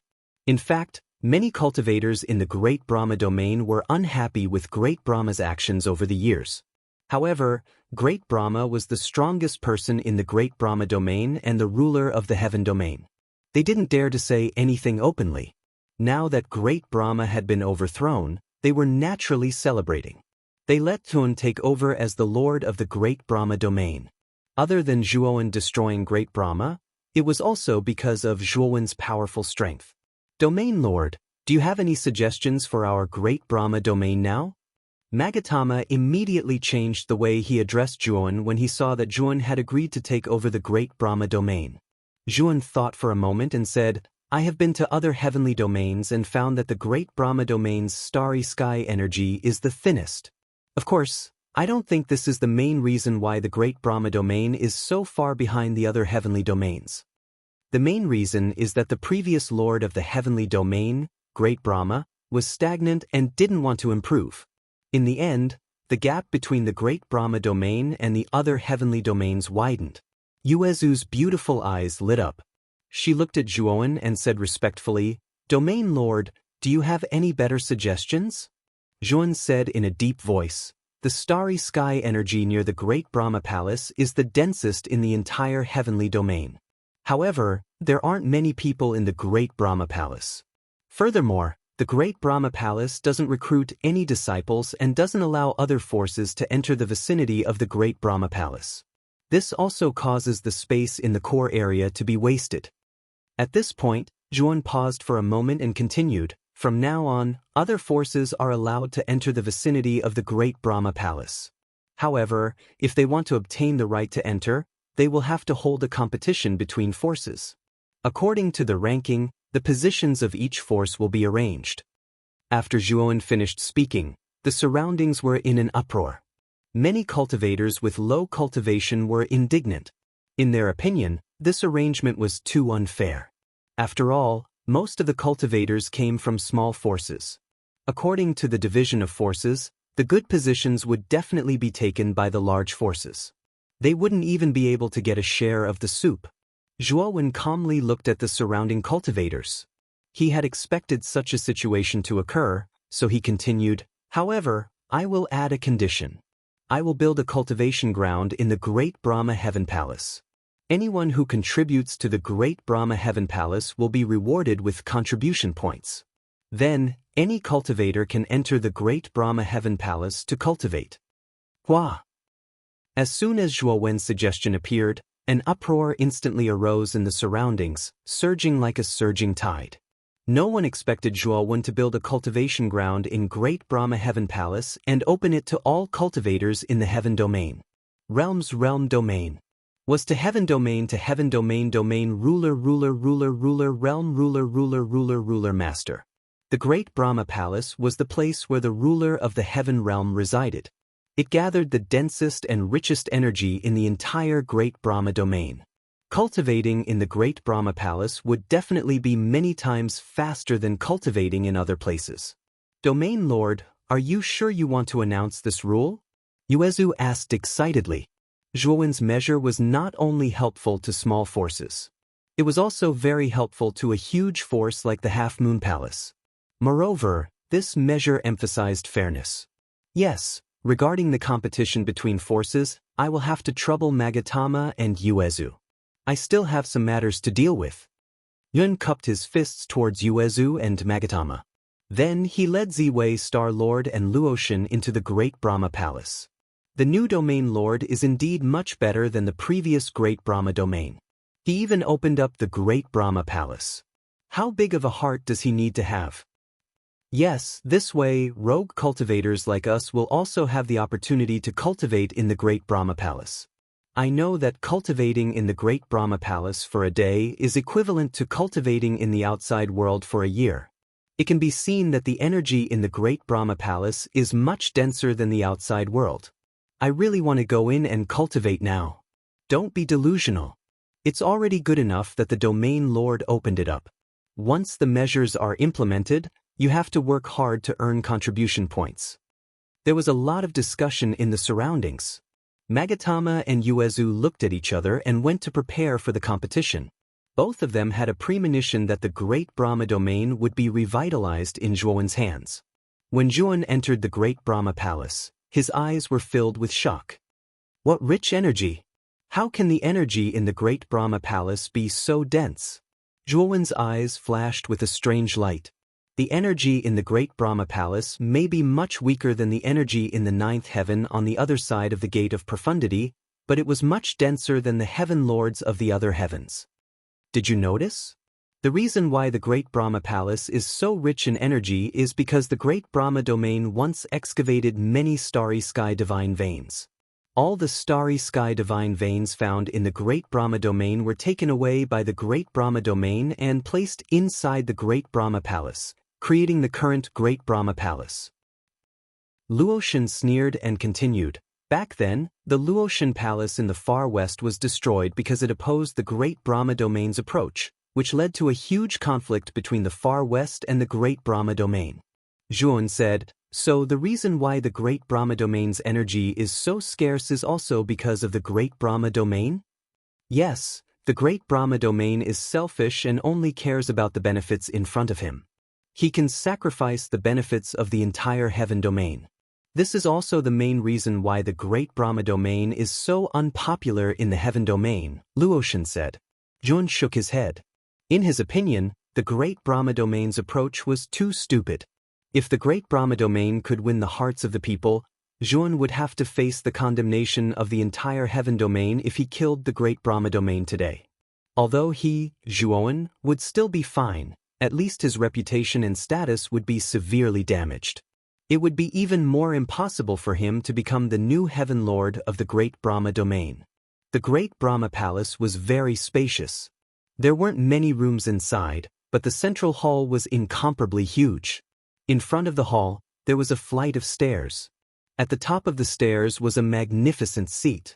This should be the place where the great Brahma domain usually sat. Zhuan walked into the hall and looked at Luotian without saying a word. Luotian gave a self-deprecating smile. She knew what Zhuan meant and said, "Don't worry, protect me. I will now begin to transcend myself. It will take 49 days and I will not be disturbed during this period. At that time, Chen Shui will regain control of her body and inherit her cultivation." Chapter 2499. When Shui Gong goddess Luo nodded, she reached out her slender hand and took out many materials from her spirit ring. Zhun even saw the blood of some kind of beast and some strange talismans. He knew that these should be the materials for goddess Luo's ritual. Luotian waved her hand and a fiery red flame shot out from her hand. This flame enveloped all the materials in the surroundings. When the surrounding materials were all burned into gas by the flames, the fiery red flames turned blood red. Clearly, these materials had been integrated into the flames. So, the blood red flame wrapped around Goddess Luo. Goddess Luo laid on the ground with her eyes closed. Zhuan placed a restriction around Goddess Luo to protect her from being disturbed by the outside world. Of course, Zhuowen's divine sense was constantly paying attention to Goddess Luo's sea of consciousness. As long as he found out that Goddess Luo had any evil intentions, he would immediately stop the ritual and destroy her. Fortunately, Yuan did not find any strange movements from Goddess Luo after observing for a long time. Moreover, in his divine sense, Goddess Luo's sea of consciousness did not touch the other half of Qin Shui's divine soul. Instead, Goddess Luo's divine soul was wrapped in the power of the ritual and was slowly dispersing. This dispersing speed was very slow. To Goddess Luo, there was no pain at all. Instead, it was much more peaceful. 49 days passed very quickly. Zhuan basically guarded Goddess Luo. His divine sense did not relax for a moment. He was always paying attention to Goddess Luo's sea of consciousness. Purple Star Monarch sat on the side with a yawn, cultivating in boredom. Actually, he was just putting on an act. After breaking through the three extremes, the road ahead was completely confusing to him. He did not know what the road after the three extremes was. If I knew that there was a Tao-confirming realm, I wouldn't have chosen the three extremes even if I died. Now that I've reached the three extremes, I'm even more confused than before. Damn it. Crepe Myrtle Star Sovereign muttered in frustration. The three extreme realms were originally an alternative cultivation method. It was not mature at all, so Crepe Myrtle Star Sovereign did not know how to continue cultivating. Now, apart from consolidating his three extremities and familiarizing himself with the fusion and utilization of extremities, Myrtle Star Monarch couldn't cultivate at all. Suddenly, a soft explosion interrupted Crepe Myrtle Star Sovereign's train of thought. Luotian, who had been motionless all this time, finally moved. The blood-red flames around Luotian dissipated, and Luotian slowly opened her eyes. When Zhuan saw the look in Luotian's eyes, he shuddered and revealed a look of excitement. He was all too familiar with this gaze.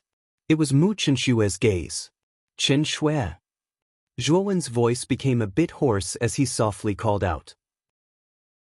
Mu Qinshue's eyes were filled with confusion at first, but then she heard the familiar hoarse voice. She subconsciously turned her head and saw the face she had been thinking about day and night. Husband. Mu Qinshui softly said and threw herself into Zhuowen's arms, tears of excitement flowing out of her eyes. Hugging Mu Qinshue's delicate body and smelling the fragrance of her body, Yuan was extremely satisfied. The two hugged each other without saying a word, quietly feeling each other. Looks like I have to leave.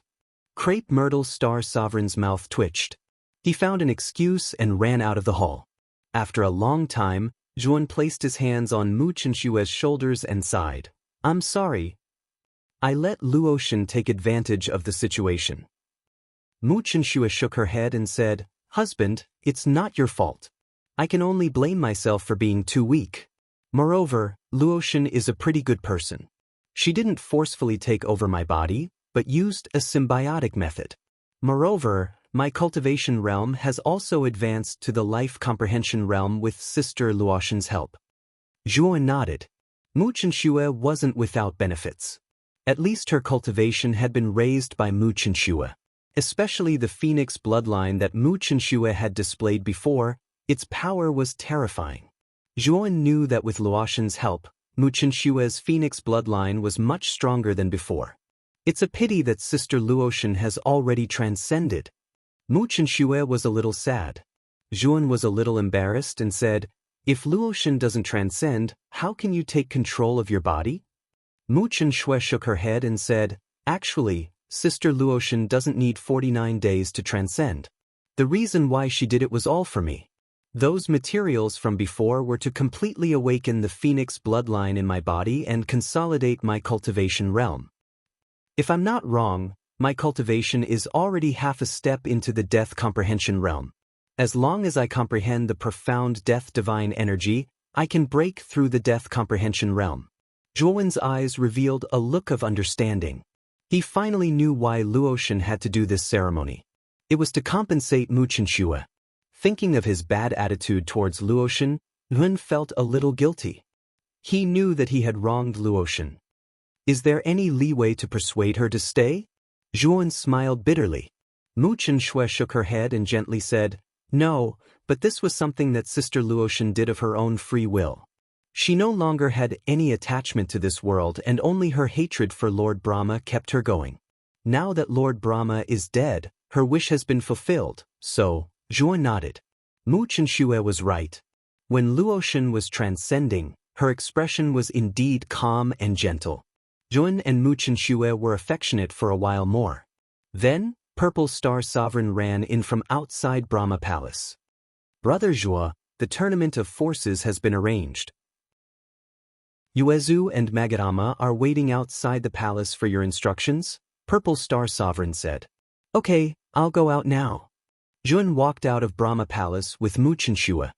He immediately noticed that the starry sky in front of Brahma Palace was filled with countless cultivators. Looking carefully, these cultivators were all in their own camps. They were scattered into small regions. Obviously, each region represented a different force. When Zhuan appeared outside Brahma Palace, he immediately attracted the attention of countless forces. Then, Dokyo involuntarily cast a fearful gaze at Zhuan. Territorial Lord, we have prepared all the preparations for the tournament of forces according to your instructions. I wonder if Territorial Lord has any orders or requests for this tournament. Yuezu asked respectfully. Zhuan nodded and said indifferently, I'll have to trouble Yuezu and Magatama. My Brahma Palace will be renamed Wenshui Palace. Are the two of you willing to become the left and right guardians of Wenshui Palace? In the future, you can freely enter Wenshui Palace and cultivate inside. Chapter 2500. Secret, let the tournament of forces begin. After deciding that Magatama and Yuezu would be the left and right protectors of the Wenshui Palace, Yin announced the start of the tournament of forces to the cultivators below. Magatama and Yuezu were very responsible and began to take care of the matters related to the tournament of forces. They had already made the preparations for the tournament of forces. Now that Zhuan had announced the start of the tournament of forces, the two of them began to deal with the matters of the tournament of forces in an orderly manner. Zhuan stood on the steps of the Wenshui Palace and watched the tournament of forces being carried out in an orderly manner. He nodded to himself. The tournament of forces that Magatama and Yuezu had organized was quite perfect. There were basically no flaws and Zhuan was quite satisfied with it. The tournament of forces was nothing more than the selection of outstanding disciples from each force. They would compete in the arena, and the rules were naturally an elimination system. 3 days later, the tournament of forces finally came to an end. The corresponding ranking of the forces was also selected.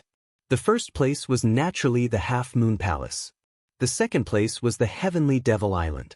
The third, fourth, and fifth places were the Chi Refining Sword Sect, White Jade Tower, and Flower Butterfly Valley respectively.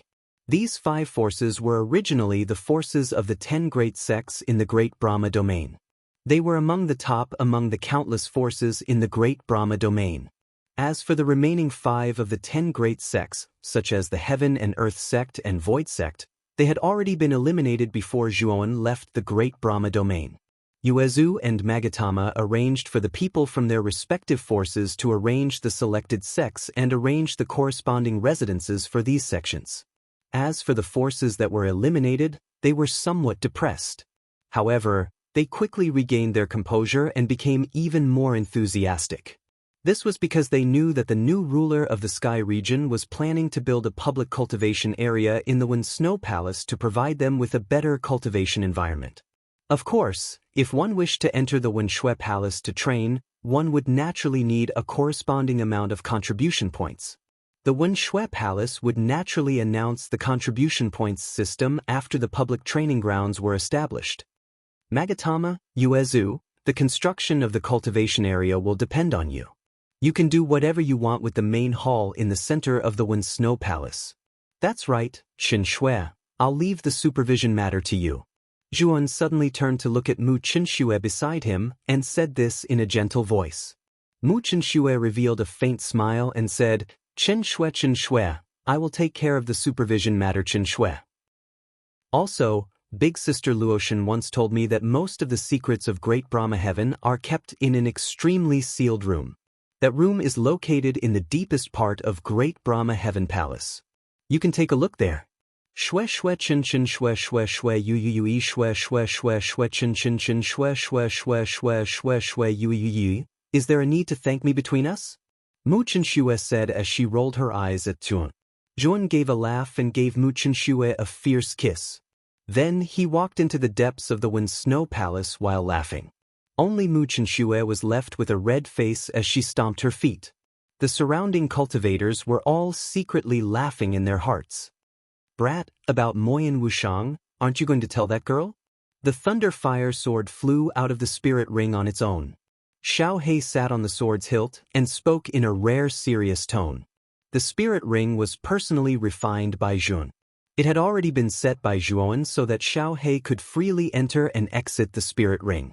So, every time Xiao He left the spirit ring, she did not need Zhuan's permission. The smile on Zhuan's face faded. He sighed softly and said, Let's talk about this when I leave the Great Brahma domain for the Huaxia domain. Let's wait until the matters in the Great Brahma domain are settled. Hearing Zhuan's words, Xiao He remained silent. After a while, Nguyen came to the deepest part of the Wen Snow Palace. At the end of the depths, he saw a simple and unadorned door. The surface of this door was flowing with light and vibrant colors. It was obvious that a powerful restriction had been set up. Zhuan's current divine sense was extremely powerful. Moreover, his array Dao level was not low.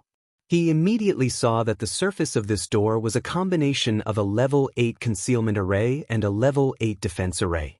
After observing for a moment, Nguyen began to crack this hybrid array. Soon, the array was completely cracked. Opening the door, Nguyen found that behind the door was a spacious study. There were rows of desks in the study, and many ancient books were placed on top of them. Zhuan's divine sense swept out, and the contents of the books in the study appeared in his mind at a glance. What made Zhuan speechless was that the books in here were all mortal books. He did not know why the Great Brahma domain wanted to collect mortal books in the Great Brahma Palace. After carefully scanning, Nguyen found a black jade slip in an iron-bound book at the bottom of the bookshelf in the deepest part of the study. Zhuan took a step forward, took out the iron-bound book, opened it, and took out the black jade slip inside. The surface of this iron-bound book actually has a layer of restriction that shields divine sense. If my divine sense was not strong enough, I would not have discovered that there was such a black jade slip in this iron-bound book. Zhuan muttered in a low voice. Immediately, his divine sense drilled into the black jade slip and began to carefully read the contents of the jade slip. After reading it, Zhuan put down the jade slip, and his eyes began to become dignified and serious. This jade slip was left by the great Brahma domain. It records the secrets of the 8 heavens and also introduces the higher-level heavens outside the 8 heavens. They don't know the name of the heavens, so they call it the 9th heaven. In the introduction of the jade slip, there is only one way to go from the 8 heavens to the 9th heaven, and that is to cross the outer space and go to the end of the endless starry sky. At the other end of the heavenly chasm is the real 9th heaven. Over the countless years, many Tao-confirming powerhouses have left the 8 heavens, and most of them left through this heavenly chasm. Moreover, it is said that this heavenly chasm is extremely dangerous.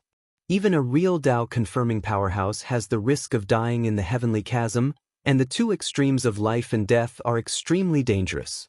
This jade slip also mentioned the origins of the 8 heavens. The origins of the 8 heavens are not the heaven-breaking origin, but the heavenly Tao origin bred by the heavenly Tao. Zhuan frowned slightly. There was not much information about the heavenly Tao origin in this jade slip.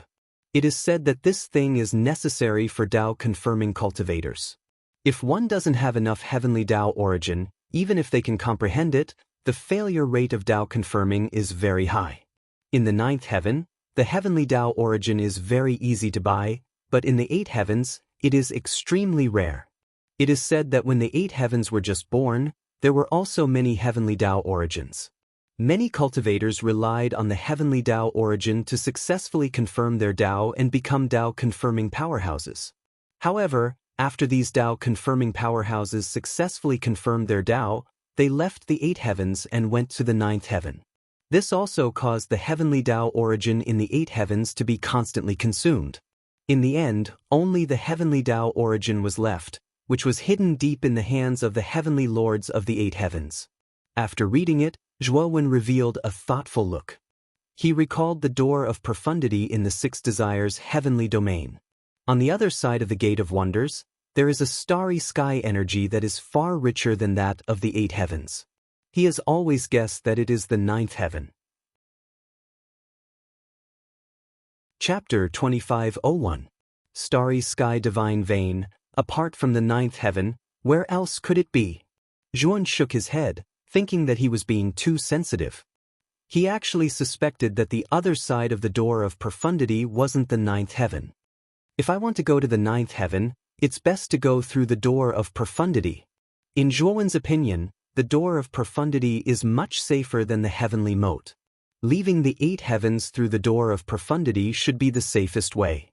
It's just that Zhuan is worried that Sakyamuni and the others have already discovered the door of profundity. Did they also enter the other side of the barrier? Of course, Zhuan isn't surprised that Sakyamuni and the others entered the other side of the barrier. What he is mainly worried about is that Sakyamuni and the others will seal the place where the door of profundity is located. Now, Zhuowen's strength had indeed improved a lot, but Sakra's side had the lords of 6 heavens. If these lords of 6 heavens were to join forces to lay down the seal, Zhuowen himself didn't have the confidence to break it. What Zhuowen doesn't know is that the other side of the door of profundity is even more dangerous than the heavenly moat. Putting away the jade slip, Zhuowen checked the study again. This time, he checked more carefully. After entering the great Brahma heavenly palace, Zhuowen hasn't seen any resources. He doesn't believe that the dignified great Brahma heavenly palace doesn't have anything in his palace. All of a sudden, Zhuowen let out a soft cry of surprise. Soon after, his divine sense landed on the last row of bookshelves. He discovered a small magic array at the bottom. This array was drawn with blood. Due to the passage of time, the dried blood stains were a little black. Concealment array. Zhuowen waved his sleeve and put the last row of bookshelves aside. He looked at the blood-red array under his feet solemnly. This blood-red formation wasn't an ordinary concealment formation. Instead, it was drawn with one's own blood essence and could only be unraveled with the corresponding blood essence. Furthermore, this array formation was emitting a faint, ominous aura. Zhuan knew that if he made a mistake in his method of unlocking it, this blood-red array formation would most likely unleash some sort of attack. Zhuan sneered. His divine sense turned into a storm and slammed into the blood-red array. Instantly, the blood-red array was activated. Then, the blazing blood-red light turned into a ferocious, blood-red beast that suddenly rushed toward Zhuan. Soul kill.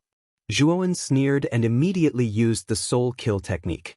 In an instant, his divine sense turned into a monstrous killing intent.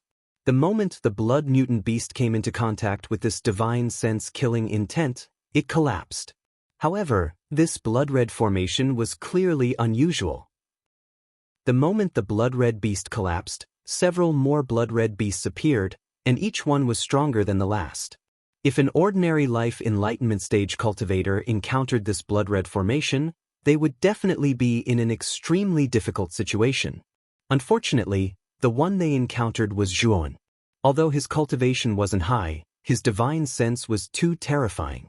It was comparable to the life and death stage experts.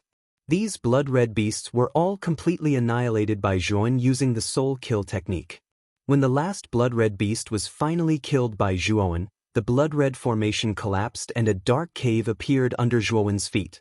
Zhuan's eyes narrowed slightly.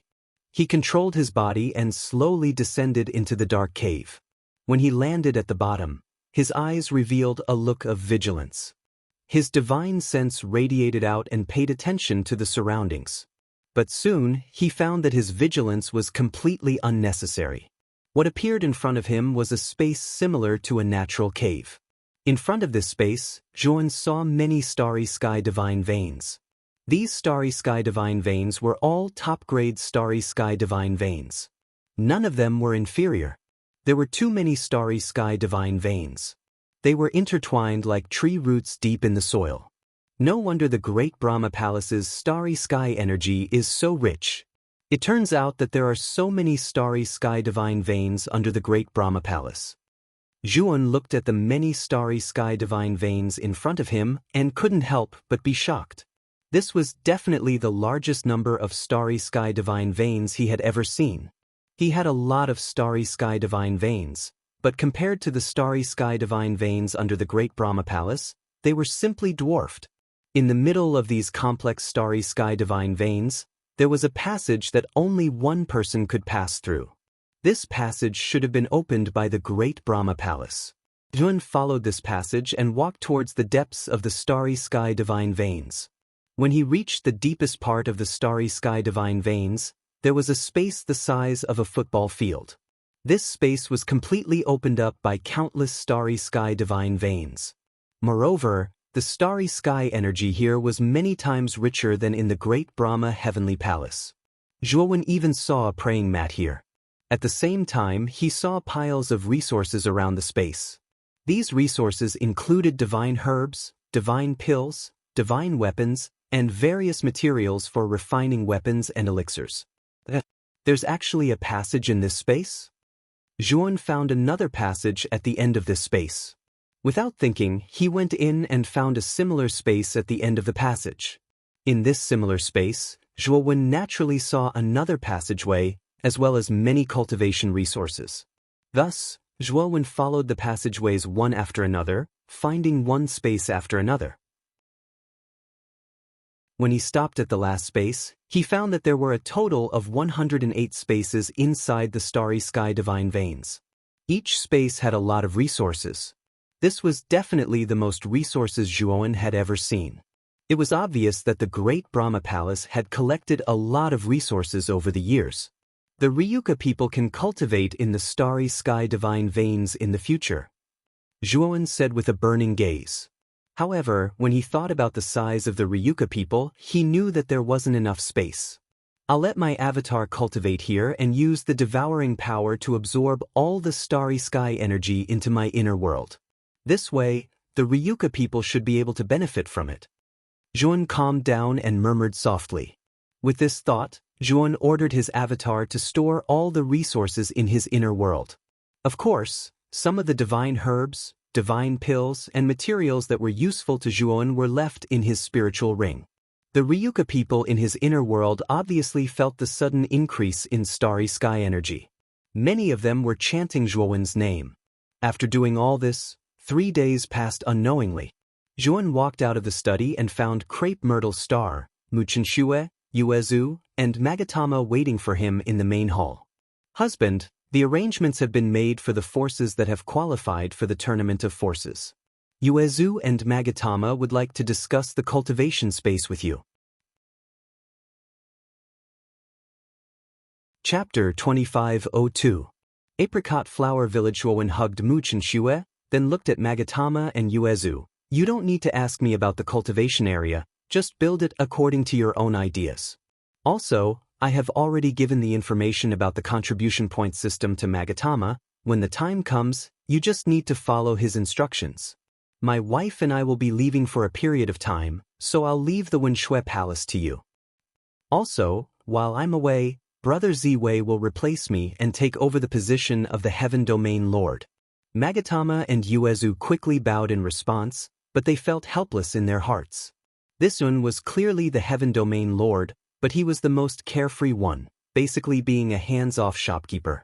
However, the two of them quite liked Zhuowen's method of free rearing. After saying this, Zhuowen hugged Muchinshue's slender waist and left the Wenxue Palace. Ziwei Star Monarch secretly muttered, "It's good to be young." After leaving the Wenxue Palace, Zhuowen immediately took out the space-time wheel and flew in a certain direction. 3 days later, Zhuowen stopped at an extremely beautiful star field. This star field was multicolored, and it looked dazzling and beautiful. Husband, where is this? Muchinshue looked at this beautiful star field in surprise. Zhuowen landed on a majestic mountain peak. Hugging Muchinshue, smelling the latter's fragrance, he said, "Chen Shui, I want to accompany you during this period of time. Below this mountain peak, there is a small village. Let's be like a normal husband and wife, working at sunrise and resting at sunset." Muchinshue hugged Zhuowen's neck and said softly, "Husband, do you have something to do?" Muchinshue understood Zhuowen very well. She knew that Zhuowen wanted to accompany her at this moment. It should be a kind of compensation. In other words, after accompanying her this time, Zhuowen would definitely have to go on a long trip. Zhuowen looked at Muchinshue and said with a sigh, "Yes, after the matters in the Great Brahma Domain come to an end, I need to make a trip to the infinite Taishu of the Hua Xia Heavenly Domain. It's about Wusheng." Zhuowen slowly told Muchinshue everything that happened in the Six Desires Heavenly Domain, as well as Mo Yen Wusheng's transformation into Desireless. Zhuowen looked at Muchinshue in silence. Finally, he said, "Chen Shui, thank you." Muchinshue shook her head. Her beautiful eyes fell on the small village at the foot of the mountain. She said with a smile, "We have been married for so many years, but we haven't had the chance to experience the life of a husband and wife. You're mine now." Zhuowen said with a smile, "Of course." Apricot Blossom Village was a village that was isolated from the rest of the world. Apricot Blossom Village wasn't very big. There were only 100 families inside. The closest town to Apricot Blossom Village was half a day's journey away. Other than that, Apricot Blossom Village was surrounded by green mountains and clear waters. The environment was beautiful and tranquil. On this day, an ordinary couple came to Apricot Blossom Village. The man had dark skin and was a little thin. The woman was weak and sickly, as if she could be blown away by a gust of wind. This couple was very simple and honest. The villagers of Apricot Blossom Village quickly accepted them. Especially the man, he was very kind. When he went deep into the mountains to chop firewood, he would often bring back some game and share it with the neighbors. Very quickly, this couple had a good reputation among the neighbors. The neighbors all praised this couple for being kind and hardworking. Moreover, this couple was well known for their love in Apricot Blossom Village. Every morning, the man would carry a hatchet and leave the house. The wife would stand at the door and watch the man leave. Only when the man's back disappeared into the sunset would she look away. In the evening, the man would carry a pile of firewood and lead some game back under the sunset. Every time this time, the wife would wait at the door for the man to come back. Every time she saw the man coming back under the sunset, the wife would reveal a happy smile. Time passed year after year. This couple had reached middle age. The man's hair had turned white and the wife's hair had turned white. Perhaps it was because they were middle-aged, but the man no longer had the strength to go deep into the mountains to chop firewood. In order to make a living, the man began to learn carving. Every day, he would sit in front of the door and focus on carving different wood carvings with a carving knife. His wife would squat at the side and watch the man carve. On this day, a group of children happily passed by the couple's door. They happened to see the middle-aged man sitting at the door, focused on carving a palm-sized python. Looking carefully, this python was lifelike. The scales on its surface did not look like snake scales, but more like dragon scales.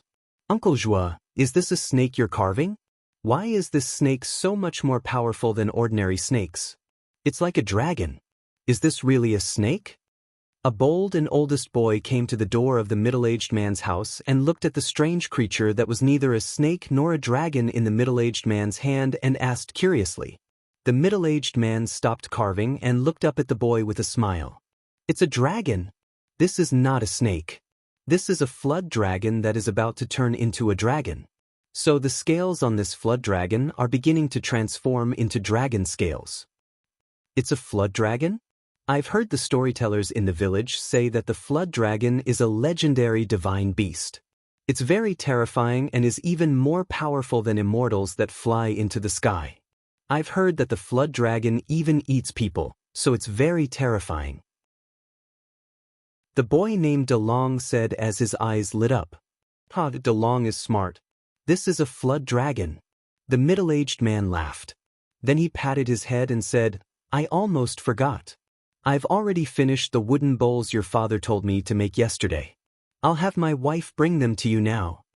After saying this, the middle-aged man shouted into the house, Chen Shui, bring out the 12 wooden bowls I made yesterday. DeLong is here to get them today. A clear and melodious voice replied from within the house. Soon after, a middle-aged woman who still retained her charms slowly walked out. She held a wooden tray in her hand, and on the tray were 12 exquisite wooden bowls. If one did not look carefully at these wooden bowls, they would think that they were made of jade. It was enough to pass off as real. DeLong looked at the middle-aged woman in the house and his eyes revealed a look of shock. Uncle Joua's wife was famous. DeLong had heard his father mention her since he was young. He said that Uncle Joua's wife, Aunt Shui, was one of the top beauties in the city. DeLong, what are you looking at? Quickly take this wooden bowl. The middle-aged woman said with a gentle smile. DeLong came back to his senses and his face flushed red. He hurriedly took the wooden bowl and expressed his gratitude. Then he took out 12 copper coins from his bosom and said, Uncle Joua, your craftsmanship is so good. My father often praises you. This is 12 copper coins, take it. The middle-aged man laughed as he took the copper coins and said, you're too kind. If your family needs anything in the future, just come find me. That's for sure. Chapter 2503. Wood carving. Spring passed and autumn came. Time flew by. Juan sat in front of his house and carved wood every day. After that, he would accompany his wife, Mu Chen-shui, to eat and chat about daily life. Occasionally, he would even visit the neighbors nearby. Every time he carved, Mu Chen-shui would silently watch. Moreover, she also knew that regardless of whether Juan was carving a human or a beast, they were all the enemies and beasts that Juan had killed over the years. Every time he finished carving, Juan would sink into his memories and recall the various details of the battle. It could be said that as he carved deeper, Juan's understanding of his own body became deeper. Uncle Joua, you're carving again? You're really persistent. You've been carving for more than 20 years, haven't you? When a young man passed by Juan's house, he subconsciously stopped and immediately looked at the door. When he saw that Juan was still carving wood, he could not help but laugh. The young man was in his early 20s. His wheat-colored skin showed the beauty of health. His well-proportioned body and firm muscles made him look quite strong. Dang! In the blink of an eye, you've already grown so big. Juan put down his carving knife and looked at the young man at the door with a smile. This young man was Dalong, who came to Juan's house more than 10 years ago to get the wooden bowl. 10 years ago, Dalong's family left Apricot Blossom Village and went to a nearby town to do business. At that time, the villagers did not send Dalong's family off. Everyone praised Dalong's father for his ability to buy a house in the town. The young man chuckled, but his gaze fell on the wood carving in Zhuowen's hands. The wood carving in Zhuowen's hands was only half completed. The upper half of the wood carving was clear, but the lower half had not been carved yet. What surprised the young man was that Zhuowen was carving a figure at this time. Moreover, this figure actually had 3 heads and 6 arms. The 3 heads and 6 arms of this strange figure had different expressions. The 6 arms were also forming 6 different hand seals. It looked quite strange. "Uncle Zhua, what kind of strange figure are you carving? It even has 3 heads and 6 arms," DeLong said curiously. Zhuan smiled and said, "This is just something I made out of boredom. I don't know what it is either." Dalong's interest was piqued. The 3-headed, 6-armed monster in front of him looked very lifelike. He could clearly see the texture of its skin. This made Dalong marvel at Zhuowen's craftsmanship. "Uncle Zhua, I really like this carving of yours. How about this, why don't you sell it to me?"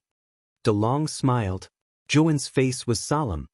He stroked his white beard and said, "Deng, you know my rules. This wood carving is my hobby. I usually don't sell it, so..." DeLong looked disappointed, but he really liked the wood carving. However, seeing Uncle Zhua's insistence, DeLong had to give up. "Uncle Zhua, I came back to the village this time because my father is old and wants to go back to his hometown to enjoy his old age. Moreover, my father is weak and sickly now. It's a little inconvenient for him to walk, so Uncle Zhua, can you help me make a crutch for my father?" Dalong asked earnestly. Zhuan smiled and said, "No problem." As he spoke, he randomly chose a slender piece of wood in the courtyard. Immediately, the carving knife in his hand began to carve on the wood. DeLong looked enviously at Zhuowen's smooth movements. Speaking of which, Uncle Zhuo was about the same age as his father. He was already in his 50s. However, Uncle Zhuo in front of him did not look old at all. His movements were as smooth as a young man in his early 20s. If it wasn't for the numerous wrinkles on Zhuowen's face, Dalong wouldn't have believed that Zhuowen was an old man who was about to enter his 70s with just this move alone. Done. After half an hour, Zhuowen put down the carving knife with satisfaction and handed the finished crutch to DeLong. DeLong's eyes lit up. The crutch in front of him was definitely the most comfortable crutch he had ever seen in his life. Moreover, when he held the crutch in his hand, he felt his whole body tremble. It was as if a warm current was spreading from his palm to his entire body. "Thank you, Uncle Zhua. Here are 10 taels of silver. Take it." DeLong looked at the crutch with great satisfaction, then took out 10 taels of silver and handed it to Zhuan. Unfortunately, Zhuan did not take it. Instead, he looked at DeLong seriously and said, "DeLong, didn't I say that I have my own rules? The price of the crutch is 10 copper coins. I can't accept these 10 taels of silver." DeLong looked embarrassed and said embarrassedly, "Uncle Zhua, I was too impulsive. I haven't been here for too long, so I forgot about your rules. Here are 10 copper coins. Please take it." Zhuan took the 10 copper coins and nodded with satisfaction. He picked up the unfinished wooden carving and began to carve again. "Uncle Zhua, are you sure you don't want to sell this wooden carving?" DeLong looked at the wooden carving in Zhuowen's hands and asked. Zhuan shook his head and answered DeLong's question. "Uncle Zhua, I'll take my leave first." DeLong sighed softly and took his leave. "Husband, I heard from the neighbors that DeLong was the top scorer in heavy rain country. It's said that the king admires DeLong and specially betrothed the princess to DeLong." A woman with wrinkles on her face walked out of the house. From the woman's facial features, it could be seen that when she was young, she was definitely a beauty. Zhuan put down the carving knife and looked at the woman with a smile. "It's good that DeLong is promising. It will be good for the village." The woman nodded and said with a smile, "I also heard that DeLong planned to renovate the houses in the village and the dilapidated temple in the suburbs in addition to sending his father back to his hometown. It's good that he has such intentions." Zhuan paused for a moment, and his eyes showed a hint of contemplation. "Husband, DeLong has been a strong child since he was young. I don't think he has ever asked you for anything. On the contrary, he often helps you," Mu Chenxue suddenly said. One smiled and said, I know. After I finish this wood carving, I'll give it to De Long as a memento. Mu Chenshue smiled and said, when the time comes, the child will be overjoyed. As night fell, a sneaky figure entered the low house. The figure quickly entered the living room of the stone house. There were rows of shelves in the living room, and on the shelves were various kinds of wood carvings. The figure quickly noticed that under a shelf in the corner, there was an unfinished wood carving. The wood carving had 3 heads and 6 arms, and it was very lifelike. The moment he saw the wood carving, the figure was full of energy. He picked up the half-finished wood carving and looked at it carefully. His eyes showed satisfaction. Soon, the figure became hesitant. He took out a palm-sized brocade bag and placed it in the original position of the wood carving. Uncle Joua, I'm sorry. I really like this wood carving. I'll be leaving tomorrow. I'm afraid I won't have the chance to return to Apricot Flower Village. I don't want to miss this wood carving. Chapter 2504. Immortal. After the figure left the house, the door to the living room opened and an old couple slowly walked out. Zhuowen, with a head full of gray hair, walked to the shelf in the corner, squatted down, and picked up the brocade bag. He shook his head and said, this child really likes that wooden carving. Perhaps he feels guilty, but he actually gave so much money. Are you going to return it to him? Mu Chenshue asked. Zhuowen shook his head and said, there's no need for that. That wooden sculpture contains a trace of my aura, and it can protect him from calamity. If I have the chance, I'll complete the incomplete product before I leave. The next day, De Long left Apricot Blossom Village under the warm farewell of the neighbors. But what made De Long ashamed was that he did not see Uncle Joua and his wife in the crowd. Another 10 years passed in a flash. This year, heavy snow fell in Heavy Rain Country and snowflakes covered the entire capital. This heavy snow was rare in 100 years and caused endless snow disasters. The capital of Heavy Rain Country frequently received emergency documents from all over the country. The contents of these documents were nothing more than a certain place being affected by the snow disaster. The victims were suffering from hunger and cold, countless deaths and injuries, and wails were everywhere. At this moment, De Long was already more than 30 years old. After 10 years of mingling in the officialdom, De Long finally became the prime minister. His position was high, and he was respected by all the civil and military officials. De Long opened the window and looked at the heavy snow outside. He frowned and showed a trace of worry. Brother Long, what are you thinking about?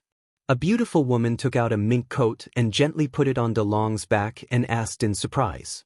De Long sighed and said, I am thinking about whether Apricot Blossom Village is safe. Although my father passed away 3 years ago, there are still many people and things in the village from my childhood memories. Are they safe? Speaking of this, De Long turned his head and looked at the half-finished wooden carving on the bookshelf behind the study. This wooden carving had accompanied him for 10 years. In these 10 years, it wasn't that he hadn't thought of looking for other carpenters to carve this half-finished wooden carving, but when those carpenters received this half-finished wooden carving, they strangely couldn't do it. Even the most skillful carpenter in the capital would not be able to do it, or rather, he would not even know where to start. That was because the wood carving was too exquisite. Such craftsmanship far surpassed that of all the carpenters in Heavy Rain Country. De Long thought of Uncle Joua, who often sat outside his house and focused on carving. 10 years ago, after stealing this half-finished product, he had always felt guilty and was too ashamed to go back to see Uncle Joua. I wonder how Uncle Joua and his wife are doing? Boom, boom. All of a sudden, a terrifying multicolored energy descended from the heavy snow outside. These energies were so dazzling and glaring in the snow-white world. In just an instant, many buildings in the capital of Heavy Rain Country were turned into ruins the moment they came into contact with the energy. The streets of the capital were instantly thrown into chaos. Many people fled in panic in the universities, aimlessly. Cries, screams, and prayers rang out incessantly in the capital. It was chaos. What's going on? De Long's expression changed drastically. His wife, who was beside him, was trembling. Her eyes were filled with confusion, not knowing what to do. My lord, Something bad has happened. There are two immortals fighting in the sky above the capital. Our capital has been affected, and the king is in imminent danger. A servant barged into the study and said in fear. Dalong's pupils shrank. He did not expect that the legendary immortals would fight in the heavy rain country of the mortal world. How many lives would this cause? It should be known that the immortals only needed to wave their hands to easily kill mortals.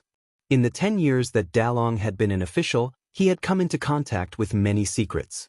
He knew that there were many immortals in this world with great magical powers. However, these immortals all had their own rules. They could not easily set foot in the mortal world. Otherwise, with the magical powers of the immortals, it was enough to cause endless disasters to the mortal world. "Milord, you should flee quickly. Your subordinate has already prepared a carriage. We can leave the capital immediately. Those two immortals are too terrifying. If we stay in the capital, we'll only be waiting for death." The servant was still kneeling on the ground as he earnestly advised. Dalong coldly snorted and said, "Do you want me to abandon the king? As an official, I should do my best for the king until I die. You take the madam and leave the capital first. I need to go to the imperial palace." Brother Long Fu is right. You can't go. Immortals are not something that we mortals can fight against. It's useless even if you go. Moreover, the king has an immortal master by his side. The king will be fine, but you won't be. The beautiful woman tugged at Dalong's sleeve and said reluctantly. Dalong pushed away the beautiful woman's hand and said seriously, "I said it before. Since I am an official, I must fulfill my responsibilities as an official. You don't need to persuade me. Fu, take the madam and leave. This is an order."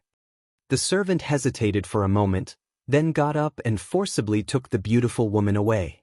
Boom, boom, boom. The rumbling sounds in the capital became more and more terrifying. More than half of the once magnificent city was now in ruins. Dalong straightened his clothes and looked at the increasingly terrifying aftermath of the battle outside. His eyes were as calm as an ancient well. Before leaving the study, his gaze once again fell on the half-finished wooden sculpture on the bookshelf. After a moment of hesitation, he took the half-finished wooden sculpture with him. "This time I am doomed. I'll take you with me. If I die this time, then that is my fate." Muttering to himself, Dalong left the mansion and walked directly to the imperial palace. As soon as he walked out of the mansion and onto the streets, Dalong saw countless people running around in disorder and the surrounding ruins. Dalong raised his head. In the hazy city, he could vaguely see two shadows that were constantly exchanging blows. These two shadows were thousands of miles high in the sky. Dalong could only see a trace of their silhouettes. Every time these two shadows clashed, sparks would fly from the collision. For the people in the capital, it was a disaster. Amidst the boundless snow, the flames in the capital soared into the sky, as if mocking the terrifying snow disaster. Dalong's gaze fell on the imperial palace again. He found that the imperial palace was also on fire. At least 30% of the buildings inside were destroyed or submerged in the fire. Dalong walked through the streets and entered the imperial palace until he reached the door of the king's hall. Along the way, Dalong was like an outsider. Wherever he passed by, the aftermath of the battle between the two immortals was not affected by it.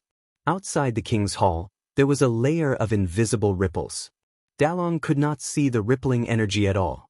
This was a protective restriction. It was set up by the only immortal master of Rain Country in the king's hall to protect the king. Dalong opened the door and stepped directly into the king's hall, ignoring the restriction. At this moment, the king's hall was filled with civil and military officials. However, these civil and military officials had fear in their eyes and their words were full of fear. At the head of the king's hall sat a majestic middle-aged man. The middle-aged man was the current king of Rain Country. Next to the middle-aged man stood a young man with an arrogant face. This young man was the only immortal master of Rain Country. The king usually called him Immortal Master Su. When Dalong ignored the restriction and entered the king's hall, all the civil and military officials, including the king and Immortal Master Su, looked at Dalong in unison. Chapter 2505. Immortal Master Su. One had to know that Immortal Master Su had just solemnly stated how powerful the restriction he had set up was. No matter how powerful the two immortals were, they wouldn't be able to break the restriction. Naturally, mortals wouldn't be able to enter the King Palace. However, in the next moment, Prime Minister De Long had easily opened the door and entered the main hall. This was a slap to Immortal Master Su's face. "Wang Long greets Your Highness." De Long knelt on the ground and cupped his hands, respectfully bowing to the king. When he entered, De Long also noticed the unusual atmosphere in the main hall. However, he did not pay much attention to it, thinking that it was because of the battle between the two immortals. "Immortal Master Su, what's going on?" The king sat in his seat with an ugly expression. He did not allow De Long to rise. Immortal Master Su was also a little embarrassed. He said in a low voice, "Rest assured, Your Highness. I'll go take a look." As he spoke, Immortal Master Su came to the door and carefully inspected it. He was surprised to find that his restriction was still there. However, how did the Prime Minister of Heavy Rain Country ignore his restriction and enter the main hall? "Your Highness, there's no problem with the restriction. It's still there." "However," Immortal Master Su said with a frown. The monarch's eyes were gloomy. Just as he was about to speak, a general volunteered, "Monarch, let me try this restriction. If this restriction really exists, I will definitely not be able to pass through it. If I can pass through it, it means that the Immortal Master is deliberately mystifying things." Immortal Master Su looked at the general coldly. However, the latter did not pay any attention to him. Instead, he took a step forward and was about to leave the King Palace. The general screamed as he was hit in the chest by a blast of energy. His entire body flew backward and landed heavily on the floor of the main hall. "There's no problem with the restriction." The king's eyes lit up. He immediately looked at De Long, who was still kneeling on the ground, in confusion. De Long was also puzzled. He had seen the miserable state of the general just now and knew that the Immortal Master had set up a powerful restriction outside the King Palace. However, he was puzzled as to why the Prime Minister could enter the main hall without any hindrance. Immortal Master Su narrowed his eyes and looked coldly at De Long. He concluded that this mortal Master Prime Minister must have some kind of treasure. Otherwise, it was impossible for him to ignore the restriction. Rumble. Just as Master Immortal Su was about to speak, the King Palace suddenly shook violently. Then, a huge hole was blasted in the top of the King Palace. A fireball landed in the middle of the King Palace, immediately igniting a raging fire. All the civil and military officials in the hall were burned to ashes by the fire. The monarch was so scared that he quickly retreated. Unfortunately, the fire had sealed off all his escape routes. He hurriedly asked Immortal Master Su for help. "Immortal Master Su, quickly save me." However, Master Immortal Su took a few steps back and stared at the fire in the hall in horror. He found that he had underestimated the two cultivators in the battle. The flames from the aftermath of the battle actually gave him a sense of danger. He was sure that if he dared to jump into the fire, he would be doomed. Immortal Master Su coldly snorted and retreated to the corner of the hall. He coldly looked at the king, who had already revealed a look of despair. De Long looked at the retreating Immortal Master Su and knew that it was impossible for the latter to help. Thus, he took a deep breath and jumped into the fire, rushing toward the monarch. The terrifying heat caused De Long to involuntarily cry out. However, the pain gradually faded away. He found that a purple barrier had appeared on his body at some point, blocking the surrounding fire. De Long quickly discovered that the energy source of the purple barrier was actually the half-finished wooden carving in his arms. Uncle Joie. De Long thought of Uncle Joie. He didn't expect that the wooden carving Uncle Joie gave him would have such a miraculous ability. At the same time, De Long thought of the countless strange beasts that Uncle Joie had carved when he was a child. Those strange beasts were all famous and powerful divine beasts in myths and legends. He had even never seen most of them before. Moreover, each of the wooden carvings was lifelike. If De Long hadn't seen the real thing, he didn't think that anyone could carve so lifelike. De Long now understood why Uncle Joao was able to carve so many lifelike wooden carvings. It was very likely that Uncle Joao had seen them before. However, Uncle Joao came to Apricot Blossom Village in his 20s. His experience might not even be as rich as De Long's.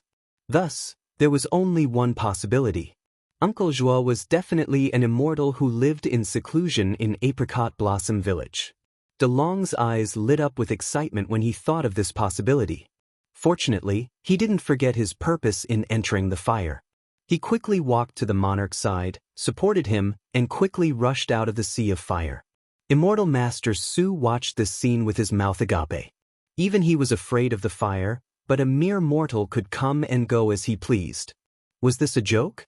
However, Immortal Master Su soon saw De Long take out a half-finished wooden carving. His eyes lit up with excitement. Minister Long, I really have to thank you this time. If it weren't for you, I would have fallen in the monarch's palace. The monarch said gratefully. De Long shook his head. Just as he was about to speak, the sound of wind breaking came. De Long spat out a mouthful of blood and was sent flying. Immortal Master Su, what is the meaning of this? The monarch looked at Immortal Master Su, who suddenly attacked, and asked in shock and anger. Immortal Master Su sneered at the monarch and ignored him. Instead, he stared at De Long and said, "Hand over the wooden carving in your hand and I'll spare your life." De Long covered his chest and looked at Immortal Master Su in shock and anger. He said, "As an immortal master, you actually want to rob me, a mere mortal?" Immortal Master Su's face was gloomy. He said coldly, "Since you want to die, I'll fulfill your wish." After saying that, Immortal Master Su didn't wait for De Long to speak. He suddenly pulled out a long sword and stabbed it at De Long's vital point. However, the moment the long sword swept over, the wooden carving in De Long's hand floated in midair. A terrifying wave of energy bounced back and turned the long sword into dust. At the same time, an even more vast wave of energy turned into a spiral and shot toward Immortal Master Su. Immortal Master Su didn't even have time to grunt before he was blasted into nothingness by this wave of energy. Plop. The monarch sat on the ground and looked at De Long in awe. He hurriedly said, "Minister Long, no, Immortal Master Long, you're also an immortal. Why didn't you say so earlier?" Chapter 2506. Revisiting an old place, Your Majesty, I'll take you out of the capital first. It's too dangerous now, De Long said to the monarch as he cleared his mind of distracting thoughts. The monarch nodded, but his attitude towards De Long was much more respectful. De Long was able to kill Immortal Master Su in one move. It was obvious that De Long was an even more powerful immortal master. De Long did not care about the monarch's thoughts. He wanted to return to Apricot Blossom Village even more. He wanted to ask Uncle Joao what was going on. After De Long he left the king's palace, he immediately found two fierce horses. Taking advantage of the heavy snow, he immediately fled toward the road outside the capital. The moment the two of them stepped out of the capital on their horses, a dazzling shockwave fell right above their heads. Boom! In an instant, a huge hole appeared where the two of them were standing, and the two fierce horses were completely turned into nothingness. Under the aftermath of the explosion, the monarch disappeared without a trace. In this hole, only De Long was left kneeling on the ground in fear. "You're just immortal. You didn't die from the aftershock just now?" Above the snowy sky, a surprised voice sounded. Then, a young man in blue descended from the snowy sky. The young man in blue was extremely handsome. He had red lips and white teeth. If he was in the mortal world, he would definitely attract a lot of girls. The young man in blue swung the divine sword in his right hand and destroyed the attack from the snowy sky. Then he grabbed at De Long, who was in the pit. De Long looked at the young man in blue's hand in fear. Although he was only a mortal, he could see that the young man in blue was much more powerful than Immortal Master Su. They were not on the same level at all. However, the moment the young man in blue's hand landed on De Long, he suddenly felt a sense of danger. Then, a boundless purple aura gushed out of De Long's body. This purple aura turned into a whirlpool and blasted towards the young man in blue's hand. Suddenly, The hand formed by the young man's divine power collapsed inch by inch. Moreover, at the moment when Z destroyed the blue-clothed young man's divine power giant hand, it did not show any mercy. It actually blasted towards the blue-clothed young man's body. It was intending to destroy the blue-clothed young man's body and soul. The blue-robed young man was so scared that he broke out in a cold sweat. He didn't expect that this mortal would have such power. He quickly took out a light blue magic charm from his spirit ring. The blue-clothed youth looked at the blue talisman in his hand with a pained expression. Then he clenched his teeth and crushed the talisman. Suddenly, an extremely terrifying icy energy condensed around him, forming a solid castle wall around him. The ice and snow barrier shattered, and the blue-clothed youth appeared in a sorry state. Only then did he manage to block the terrifying power of the purple intent. This mortal must have a great treasure on him. The blue-clothed youth's face was a little pale, but his eyes were blazing as he stared at DeLong. Just now, he hadn't used his full strength. Now that he was going all out, he didn't believe that he couldn't take down a mere mortal. Just as the young man in blue was about to attack again, the wooden sculpture in DeLong's arms flew out and floated above DeLong's head. Then, a purple energy wrapped around DeLong and broke through the sky. Damn it! The blue-clothed youth cursed and followed closely behind. Originally, the blue-clothed youth was fighting a burly man. After the blue-clothed youth was blasted away by the purple energy on DeLong's body, he stopped attacking. Instead, he looked at DeLong with a strange gaze. After DeLong broke through the sky and left, the burly man immediately followed him. He had the same thought as the blue-clothed youth. A mortal without any cultivation was actually able to block the blue-clothed youth's attack. From this, it could be seen that this mortal must have an extraordinary treasure on him. The two of them tacitly followed behind and didn't fight again. Obviously, they had a temporary truce and wanted to figure out the treasure on this mortal's body first. This is the direction of Apricot Blossom Village? DeLong was passively led by the purple energy. Soon, he realized that the purple energy was heading in the direction of Apricot Blossom Village, which he was familiar with. After a while, DeLong saw the small village in the mountains ahead. Along the way, DeLong saw too many towns covered in snow and disaster victims everywhere. This made DeLong very worried about the situation in Apricot Blossom Village. However, the moment he saw Apricot Blossom Village in front of him, he was stunned. Within 100 miles of Apricot Blossom Village, it was like spring all year round. It was overflowing with greenery and smoke rose from every house. It was as if the village was completely isolated from the snow disaster outside. Moreover, DeLong also realized that 100 miles away from Apricot Blossom Village, it was still snowing heavily. The snow piled up to a depth of several feet. When DeLong entered Apricot Blossom Village, the blue-clothed youth and the burly man behind him stopped. This small village actually has a restriction formation set up by someone? Could it be that a cultivator is living in seclusion here? The blue-clothed youth frowned and said. The big man sneered and said, "The level of this formation is too low. In the eyes of the two of us, there is nothing strange about it. You are a true god disciple of the Qi cultivation sword sect, and you are actually afraid of a mere formation." The blue-clothed youth snorted and said, "I just feel that it's strange that such a restriction formation would appear in such a small village in the mortal world. I didn't say that I would be afraid of this restriction formation. Speaking of which, this cultivator who lives in seclusion has no ambition. He is even worse compared to those loose cultivators who proclaim themselves as kings in the mundane world. To think that he would live in seclusion in a small village. What a joke!" The burly man nodded and said, "Watch me break this restriction formation." As he spoke, the burly man took out a huge double-edged axe and charged into the restriction formation. "Isn't this DeLong? When did you return to Apricot Blossom Village? You didn't even inform me that you were coming back." When DeLong landed at the entrance of the village, an old woman with white hair was sweeping the ground. When she saw DeLong, she was pleasantly surprised. "Aunt Wang." DeLong forced a smile and said, "By the way, Aunt Wang, why isn't the village affected by the snow disaster at all?" The old woman put away her broom and looked at the heavy snow 100 miles away. She smiled and said, "We villagers are also baffled. When the snow is falling like goose feathers, within 100 miles of our apricot blossom village, it's like spring all year round. The weather is very comfortable. Maybe the heavens are blessing our apricot blossom village." De Long smiled bitterly. He knew that the reason why Apricot Blossom Village was able to avoid the snow disaster was most likely related to that mysterious Uncle Joie.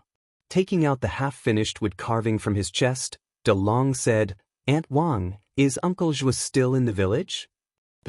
"Master Joie has been carving all kinds of wood products for the village all these years. I have to say that Master Joie's skills are really good.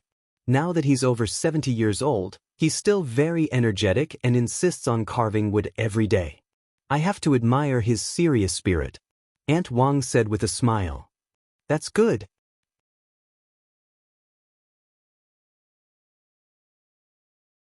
Chapter 2507. The last wood carving, however, the closer they got to Uncle Joie's house, the more nervous Dalong became. He could not help but tighten his grip on the wooden carving. When he came to the familiar door, he saw a white-haired, slightly stooped old man. He was holding a carving knife with a focused expression, staring at the dragon at the door. Uncle Joie."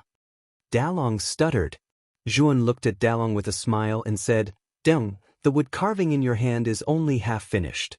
Bring it over and let Uncle finish it for you." After a moment of silence, De Long walked over and handed the wooden carving to Juan. Juan smiled and took the wooden carving. Then he concentrated on carving.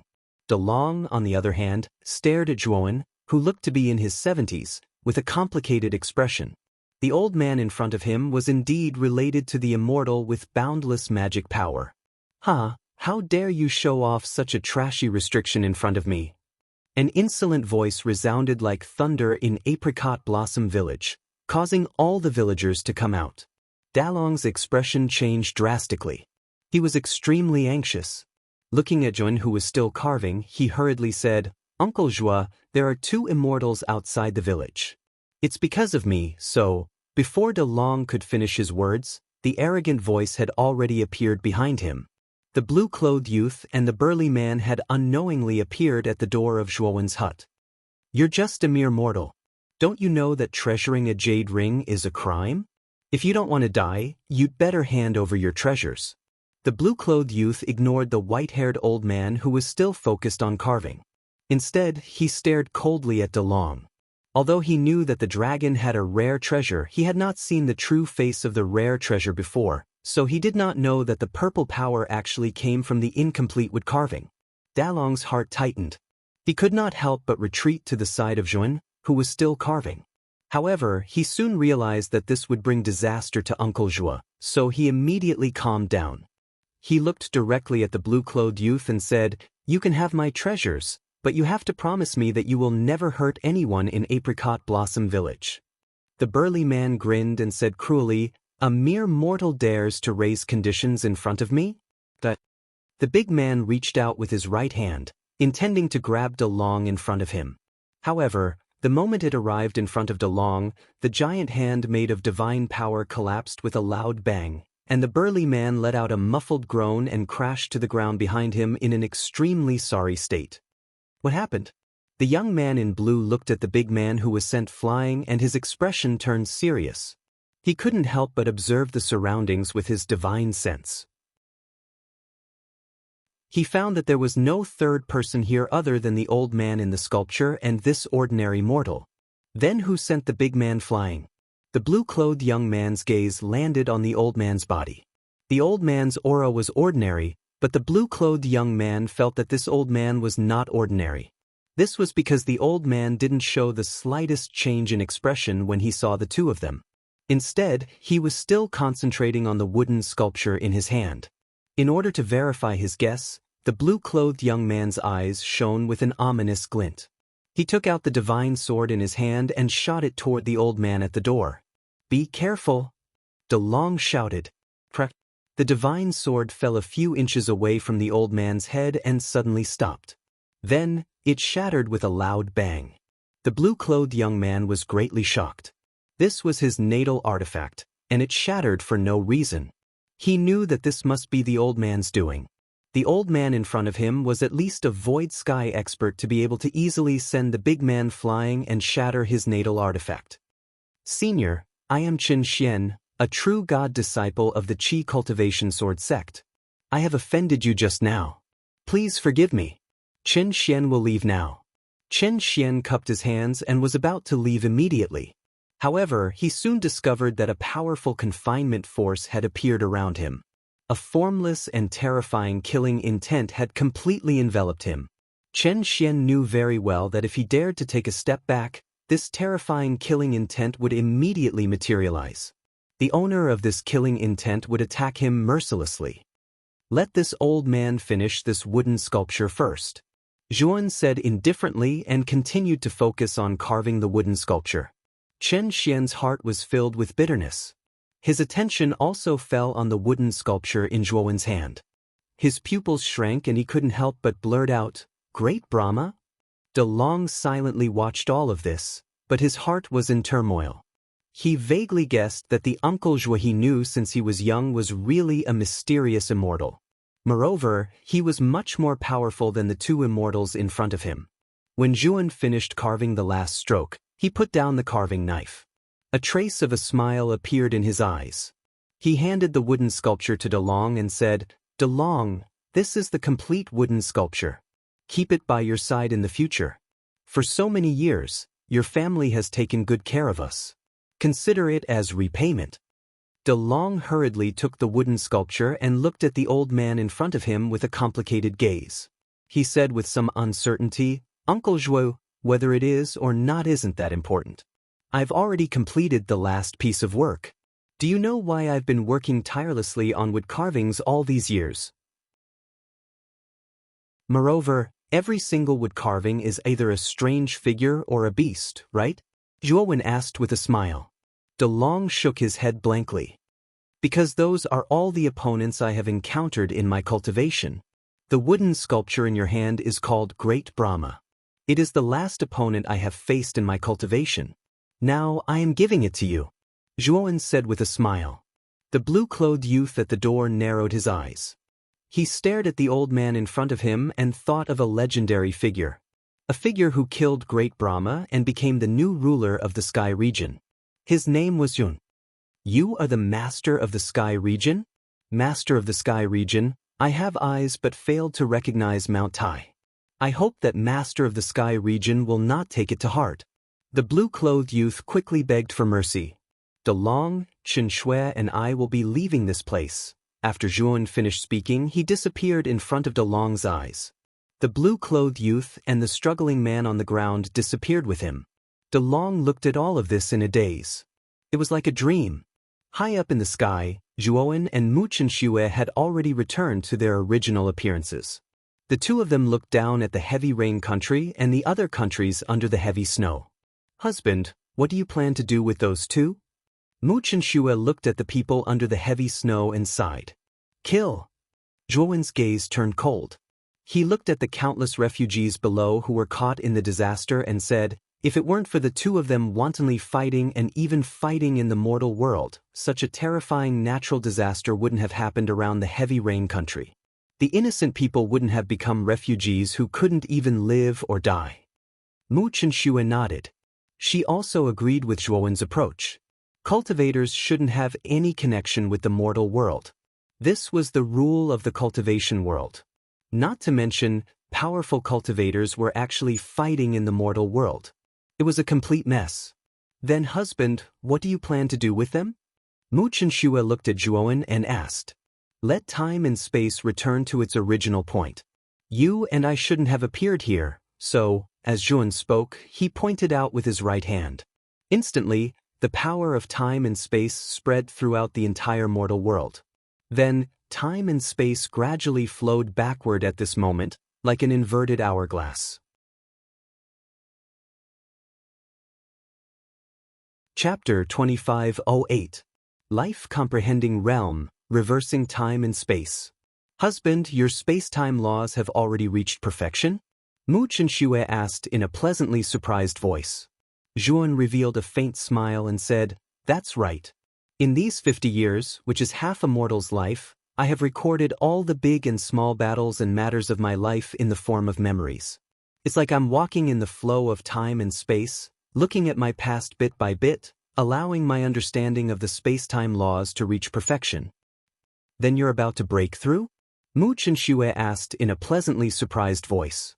Zhuan said with a smile, "That's right, my comprehension has already reached the life-comprehending realm. I originally chose to use the space-time laws to break through to the 9 steps void sky, which is different from other cultivators. Now that my space-time laws have reached perfection, it's time for me to break through to the life-comprehending realm. Let's go.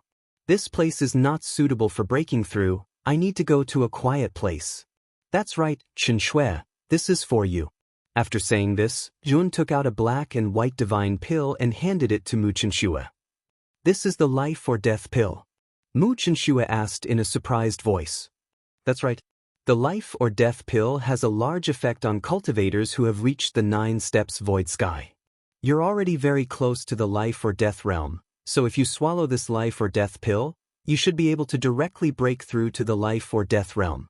You might even be able to comprehend the power of life and death, breaking through to the life and death realm," Zhuan said. Mu Chenxue said in a serious voice, "Husband, you're about to break through to the life-comprehending realm. This life or death pill is more useful for you than me." Zhuan shook his head and said, "I'm still too far away from the life or death realm. If I swallow this life or death pill right after breaking through to the life-comprehending realm, my future foundation will be unstable. You're more suitable than me." Mu Chenxue saw that Zhuan was determined, so she could only nod in agreement. After leaving the mortal world, Zhuan and Mu Chenxue found an uninhabited meteorite belt. Zhuan spent a few days opening up a cave in the center of the meteorite belt.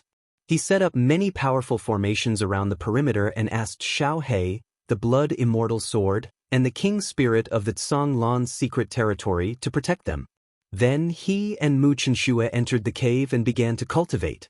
King Spirit, Zhang Jiqing, and Chen Changsheng all looked at the cave where Zhuan was cultivating. Over the years, after the 3 of them became Zhuan's slaves, they basically stayed in the Tsang Lan's secret realm to cultivate. Their cultivation speed was pretty good, and they all broke through the half-step void sky 9th step. But what shocked them the most was Zhuan's cultivation speed. He had reached the half-step void sky 9th step, and it looked like he was going to break through again. When Zhuan was only at the void sky 7th step, he was already able to defeat them. Now that Zhuan was going to break through to the life-enlightening realm, they couldn't help but wonder how strong he would be. "Master is really talented," King Spirit said with a sigh. "I heard that the ruler of the Great Brahma region, Great Brahma, was destroyed by him." Zhang Jiqing and Qin Shangxing fell silent. They had watched Zhuan rise, step by step. Now Zhuan was someone they could only look up to. Half a year later, the 3 of them stood up and looked at the cave in the middle of the meteorite belt. Inside the cave, an extremely terrifying energy surged out. This energy contained boundless vitality. The 3 of them were not ignorant, and when they felt the energy, they knew that Zhuan had broken through. This energy was the mysterious life god power, and it had the characteristics of an endless cycle. Boom! The door of the cave in the middle of the meteorite belt opened, and a young man in white clothes walked out. At that moment, the white-clothed young man's presence was completely absent. He seemed like an ordinary person. However, if one looked closely, they would be able to tell that the young man's starry eyes were filled with a blazing light. "Master!" The 3 of them quickly bowed. Thunder Fire Sword and Blood Fairy Sword landed next to Zhuan. They looked at Zhuan and said, "It looks like you broke through successfully." Zhuan nodded, and there was a trace of excitement in his eyes. According to the original plan, it would take him at least 1,000 years to break through to the life-enlightening realm. But Zhuan and Mu Chenxue had been living in seclusion for 50 years, and during that time, they had gained an unexpected insight. They had used a carving knife to record the memories of their battles. Through the form of memories, he went against the flow of time and space, and his understanding of time and space was complete. Now that his understanding of time and space was complete, as long as he had enough energy, breaking through would not be a problem. Zhuan nodded to the three of them and said, "You three have been with me for a long time. I promised you that when I finished my cultivation, I would set you free. Now I will fulfill my promise." After that, Zhuan waved his right hand, and 3 red lights shot out from the 3 of them. The 3 of them felt relieved, and the feeling of being controlled by Zhuan disappeared. They knew that the mark that Zhuan had left in their souls had been removed. Now, their lives were in their own hands. "Thank you, Master." Chen Changxing respectfully cupped his hands to Zhuan, then turned into a stream of light and left. Zhuan did not stop him.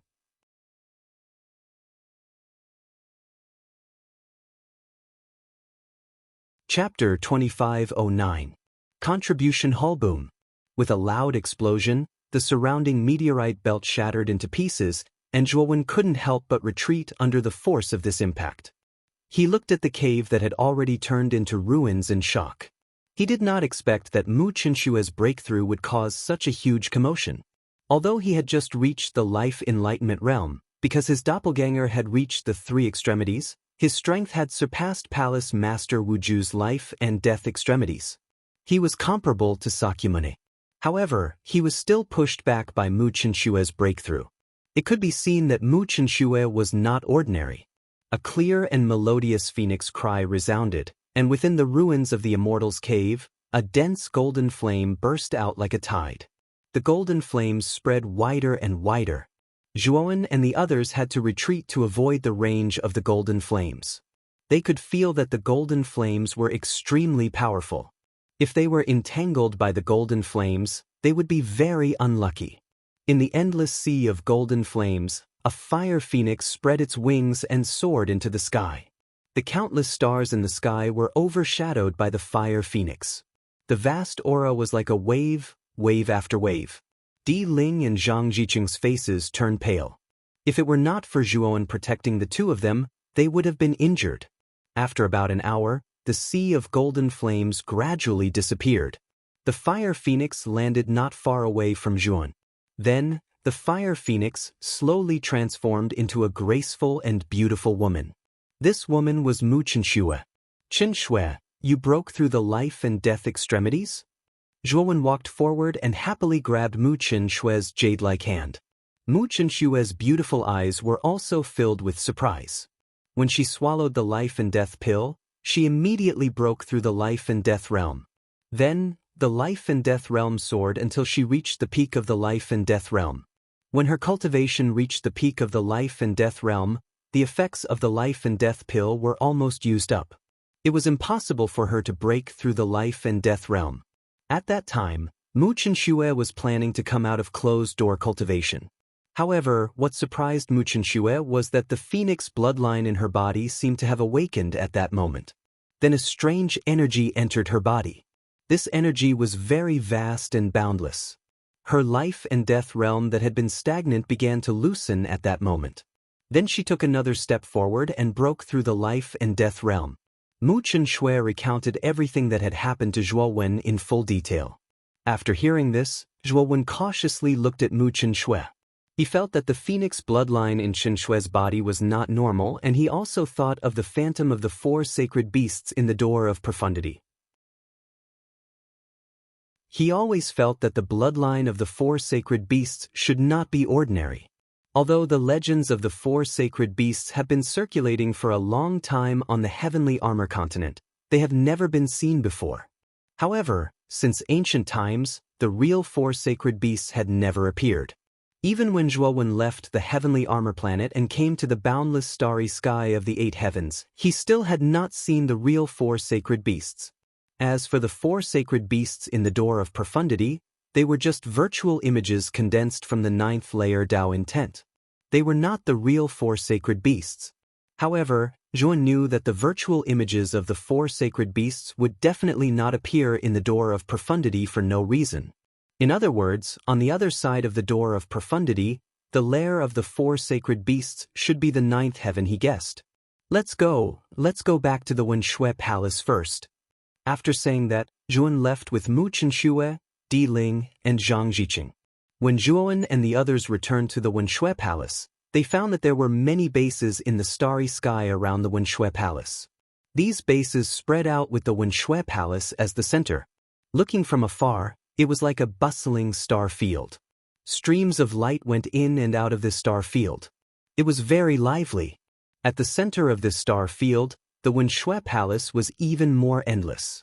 Dense streams of light went in and out of the Wenshui Palace from time to time, like a meteor shower. Looking at the starry sky around the Wenshui Palace that had changed greatly, Yuan couldn't help but be stunned, but then he felt relieved. After the end of the tournament, the selected forces should have set up their own bases in the places they chose. Yuan had left for more than 50 years. After so many years, the Wenshui Palace had naturally undergone earth-shaking changes.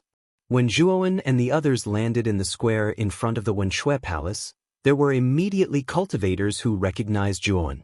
"Isn't this the Domain Master? The Domain Master is back." "No way, he is the Domain Master?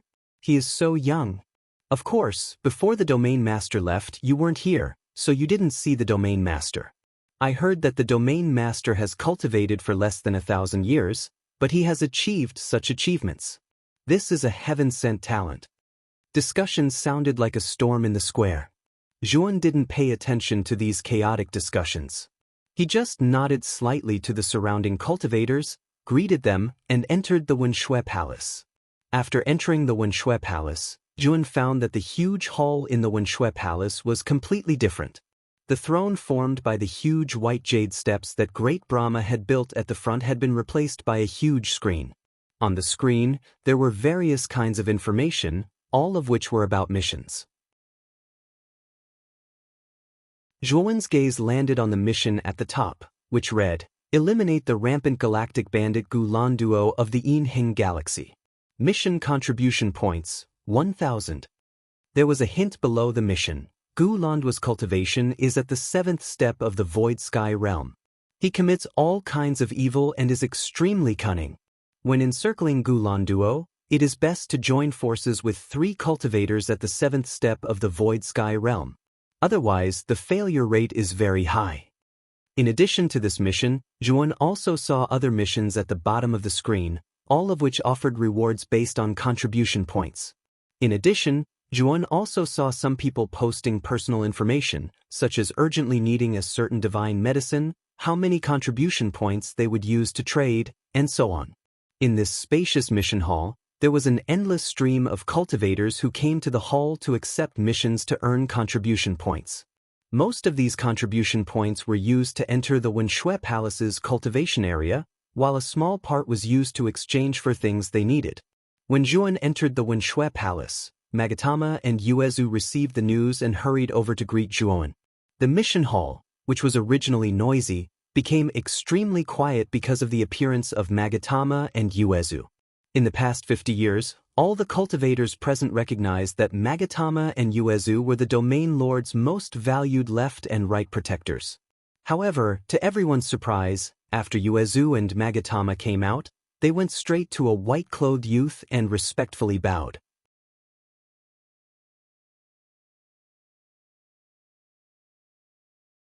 It was understandable that Yuezu couldn't contact him.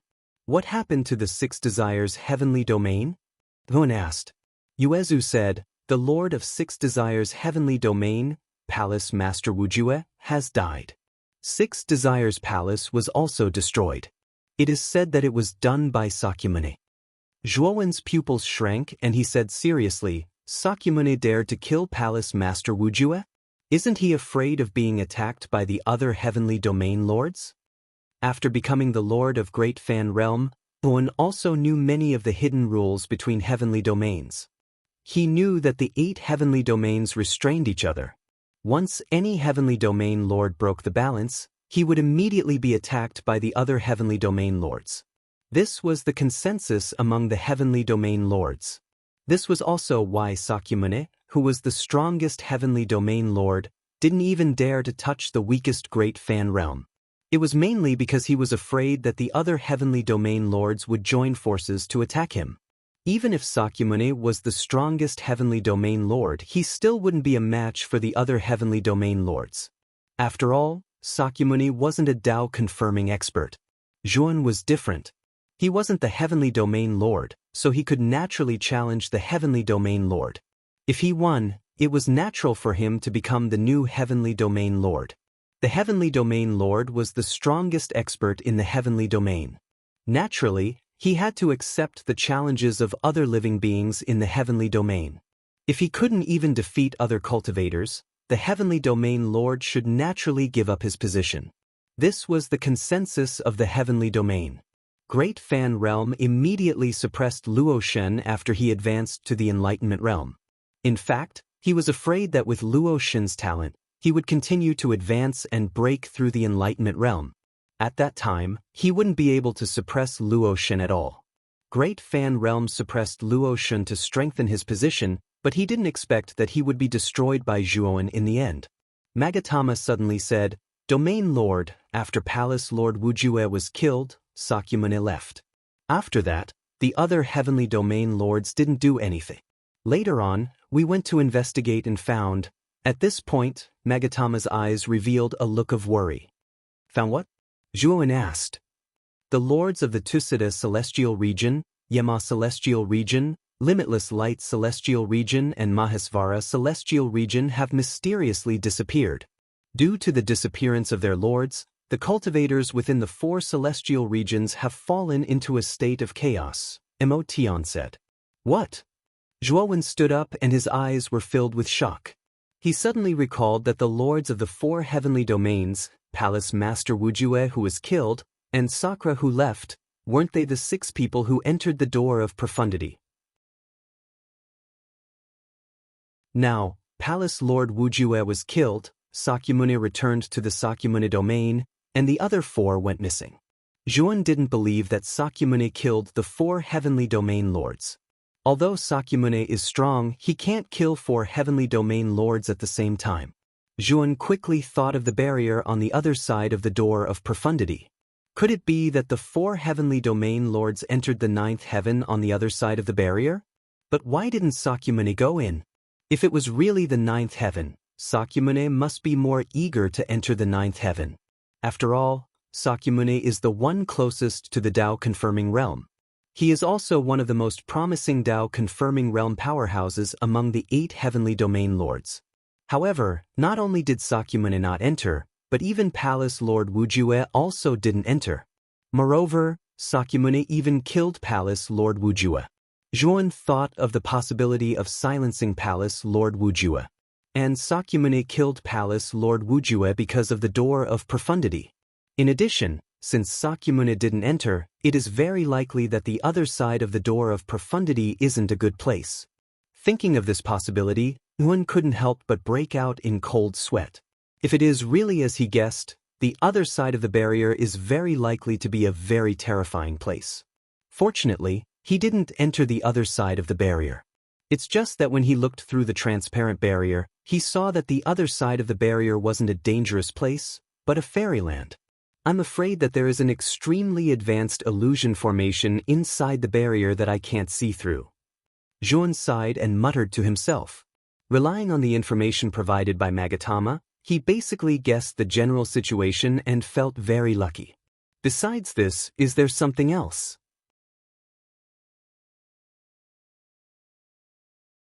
Chapter 2511. SS returning to the world of bones. Magatama nodded. 30 years ago, many strange beasts suddenly appeared in the 6 desires heavenly domain. These strange beasts specifically fed on humans, regardless of whether they were cultivators or mortals. They swallowed them on sight. Moreover, this kind of strange beast's reproductive ability is extremely terrifying. In just 30 years, more than half of the heavens in the 6 desires heavenly domain have been occupied by this strange beast. Most of the other cultivators in the 6 desires heavenly domain have left the 6 desires heavenly domain to seek refuge in other heavens. Zhuan frowned slightly. "Do you know where these strange beasts came from? How strong are they?" Magatama said, "We investigated and found that these strange beasts appeared out of nowhere. These strange beasts are not strong individually, only about 1 step in the void sky realm. However, there are too many of them. Moreover, their attacks are very coordinated. Even a cultivator at 8 steps in the Void Sky realm would die if they were caught in this group of strange beasts. Zhuowen frowned slightly. He felt that the appearance of these strange beasts was too coincidental. Could it be that these strange beasts were related to the Door of Profundity? Moreover, in order to prevent these strange beasts from leaving the Six Desires heavenly domain, the experts of other heavenly domains have already sealed off the exits of the Six Desires heavenly domain, Yuezu interrupted. Oh right, is the ruler of the Huaxia heavenly domain, Tai Ching, also missing? Zhuowen nodded and suddenly asked. Yuezu shook his head. Tai Ching of the Huaxia heavenly domain has always been very mysterious. Our spies can't enter the Huaxia heavenly domain, so we still don't know what's going on with the ruler of the Huaxia heavenly domain. Zhuowen didn't ask any more questions. He knew that Tai Ching must be safe and sound. Although he didn't have much contact with Tai Ching, he knew that this person was very scheming and was proficient in the 8 trigrams divination technique. He must have divined something ominous back then, so he didn't accept Palace Master Wujue's invitation to the Six Desires heavenly domain. Domain Master, every heavenly domain has a protective barrier activated by the heavenly domain's origin. I feel that the 8 heavenly domains haven't been peaceful recently.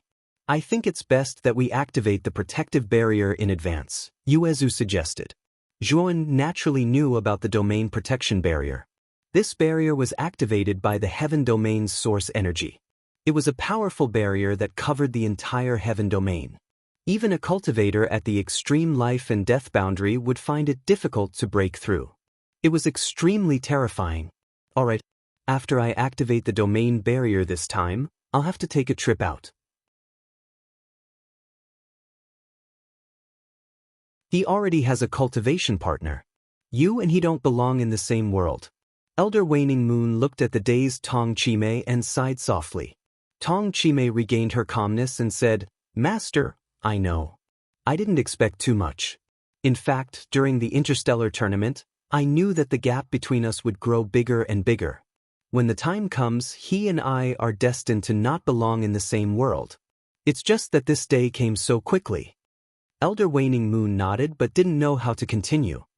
After leaving the Wind Snow Palace, Zhuowen went straight to the spatial fault in the southern part of the star field. Back then, he was forced into this spatial fault by the Qingkuan Sect's ancestor Chen Changxing and the Void Pierce Peak's ancestor Fu Yus. In the end, he entered the skeleton world in this spatial fault. It was also in this skeleton world that Zhuowen met the Devourer King sealed in the skeleton world. The Devourer King had lived for much longer than him. Perhaps he knew something about the Door of Profundity. Moreover, he also wanted to ask about the Devourer world. Looking at the spatial fault before him, Zhuowen felt a myriad of emotions. He recalled the time when he was exhausted from running for his life due to the terrifying suction force of this spatial fault. Now, this spatial fault didn't affect him at all. Only now did Zhuowen understand the benefits of great strength. Zhuowen clenched his right hand and took out the king's sword. Terrifying death chi covered the surface of the king's sword, causing it to turn grayish-white. From afar, it looked like a bone sword. Rumble! With a swing of the sword, the spatial fault collapsed inch by inch. Space-time shattered, revealing a small world filled with skeletons. It was the skeleton world. Countless creatures in the skeleton world were shocked by this tremor. They all looked at the sky above the skeleton world. They felt that someone was attacking the skeleton world. The Devourer King sealed in the depths of the skeleton world slowly opened his eyes. His scarlet gaze penetrated the seal and landed on the outside world. When he saw a tall and straight young man in white, his pupils suddenly shrank. It's him? This kid has already reached the life enlightenment realm. How long has it been?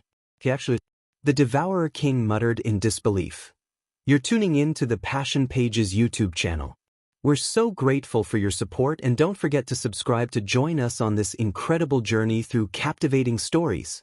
Your generosity through donations truly makes a world of difference, as it's the primary source of revenue that allows me to expand and enhance this channel for you. Thank you from the bottom of my heart for being a part of this adventure.